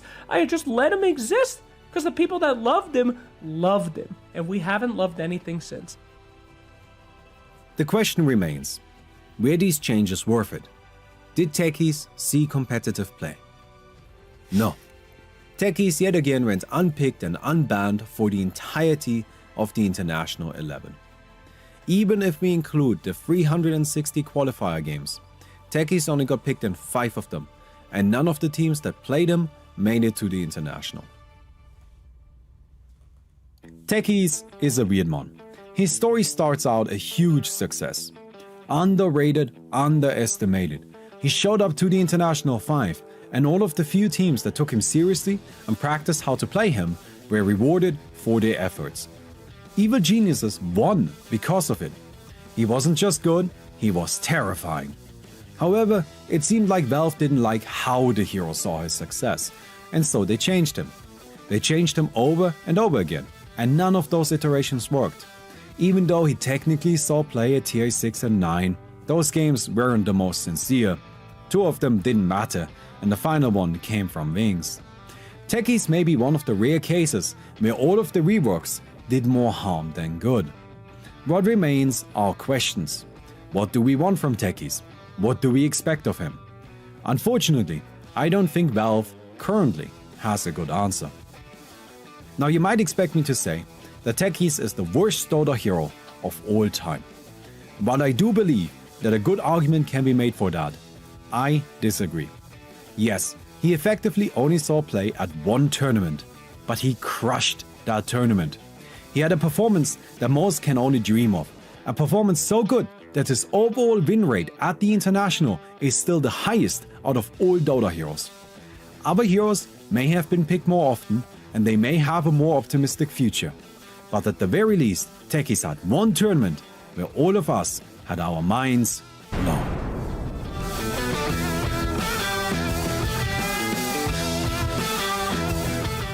Thank you very much for watching this video. And that's it. That's the video. It's good, right? 627 at the end. That's pretty good. That's pretty good. I feel pretty good about that.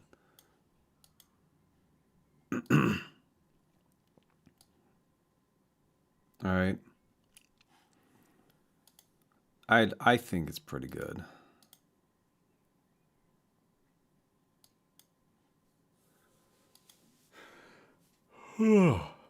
Okay, let's post it to Reddit.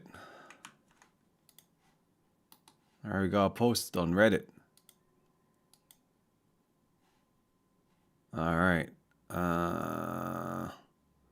Submit a link. Boom.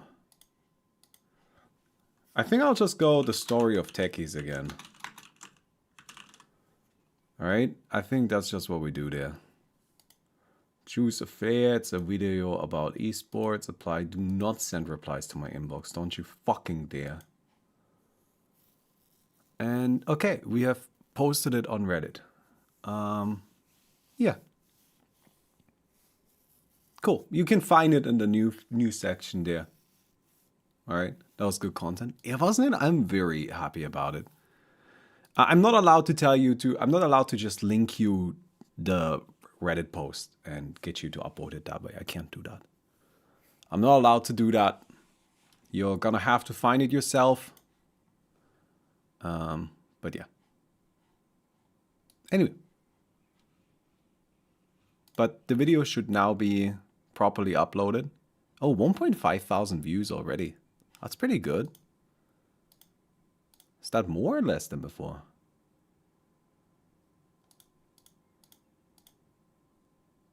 Did you like the video, Mickey? That's good.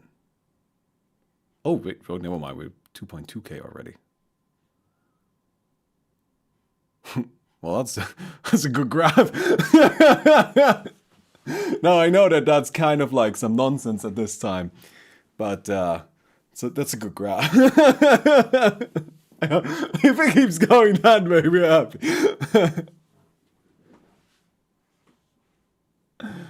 Can I post? No, do not post the link in any other platform, Eva.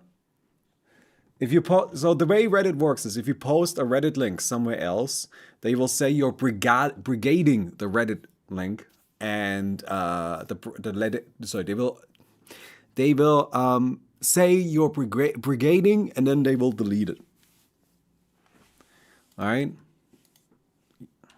People have to find it themselves. And don't do this. Don't post first. What are you doing? All right. All right. Well, I hope that this video does well. Oh, I really hope this video does well. Oh my god, this is so important. This is the one that I think really makes or breaks a lot of stuff.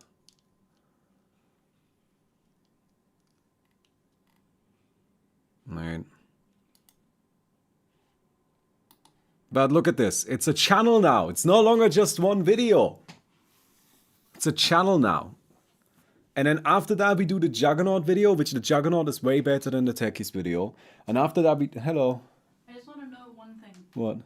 How long did Sir Actions Legs talk? How long did you have to... The full interview is 50 minutes. 50 minutes? Yeah. Okay, because I was expecting it to be somewhere on the 4-hour mark. No, I did not let him talk for 4 hours. He would have. He could have. He absolutely He could have talked for 4 hours. No, the full Sir Actions... 4 hours of it would have been entertaining as hell. The full, like, the original cut of this video actually had the Slacks interview like twice as long, but then I decided to trim it pretty significantly because I was like, I think even now it's kind of long, but like the thing is he's entertaining, like he's a good speaker. He's such an amazing speaker. Right? He's So it just works. genuinely so good. He's so fun to listen to. The video is amazing, honey. The Juggernaut video is better. The IO video is even better than that. And the Drow Ranger video is even better than that. And the Lashok video is even better than that. And I'm not even done with the Lashok video. I'm just getting better at writing, I think. Like, I just like, for example, something that I wasn't paying attention to with the Techies videos and that I'm now paying attention to with the Lashok video is that I'm like trying to write each individual section to kind of like build up like a certain amount of intrigue within each section instead of just like having it be like what happens and so on. But yeah. Yeah, people, I mean, asking a bunch of questions and then answering them is the way to get people interested, right? Yeah. Well, I guess. Like for the Lashok video, something that I do that I think is kind of fun. At TI5, I started by saying, at the International 2015, Lashok was picked 18 times. Pause. At the International 2015, Lashok was the best. And that like immediately sets the scene, right? You're like, wait a second, there's something weird going on there. But then I don't tell you what's actually going on until like quite a bit later. Say only 18 times. Sure, it can change. This is not edited yet. Okay. Right? But then I say, and then later I bring it back. At the International 2015, Lashok was picked 18 times. And he was banned in the remaining 145 games, giving him a 100% contest rate. Right? Yeah, like, do you see how that, like, brings it back and, like... oh, actually, you know, the thing that we saw before is in a different context now. Who's the guest with the Juggernaut video? Who do you think? It's a pretty good one. I really like the guest with the Juggernaut video. Like, any guesses? It's Rabost. It's Rabost. What? You gave them no time to guess. That's fine. I don't care. They're bad at guessing anyway. They're not going to get it. All right. Have we gotten on the front page? That's the important thing. Yeah, we're good. We're fine. That's it. As long as it's here, it'll be fine. Yeah? Yeah. That's fine. The problem is that on Reddit, nobody checks new. Nobody ever checks new. Reddit is a shit system. Nobody checks new. Like, it's... Why would they? Yeah, because it's only full of garbage. But people check the front page. As long as you're on here, you're fine. Okay. All right. Fucking first. Did she really have to do that? Goddamn wieners. Anyway, but yeah, it's a channel now. You know, like that's something I think is nice. It's not just one video anymore. If we get the Juggernaut on there, we get the IO on there, it'll be a real proper channel. Although it's me. I'll fucking change it. Yeah, fucking change it. And yeah, well, we'll see how it does. I mean, like people, I really hope people give the video a thumbs up. It's got 500 right now, which is pretty good. Please go give it a thumbs up. Please go give the video a thumbs up. Please leave a comment. Please engage with it. I guess subscribe to the channel. Please be engaged to this video. Yeah, don't be engaged to the video. Engage with the video. No. All right. And, you know, find the Reddit post and give that a thumbs up. And all of that, I guess. Look at that. We made 114 euros. Big money. Yeah. I'm not worried about that. Toski needs to finish up the Juggernaut video. Music was... Toski needs to finish up the Techies video. No. IO video. There we go. I got it. Music choice. Did you do the music or did No, Toski does the music. Toski, if you're still what you probably are. So good. 10 out of 10. Like, genuinely just amazing music choice. Well done. You did such a good job. Yeah, that's also something, right? Like, because it's the second video, It makes now he... such a difference. Yeah, but like with the first video, we had nothing. So he had to like find everything from scratch. But with the second video, now he already had a bunch of stuff to choose from. So now he can be a lot more picky and maybe add a new one or, you know. That's just how it goes. The first one's always going to be the worst. Okay. All right. That was that. I'm going to go now. I need to make dinner, I assume. Bye. Yes. And I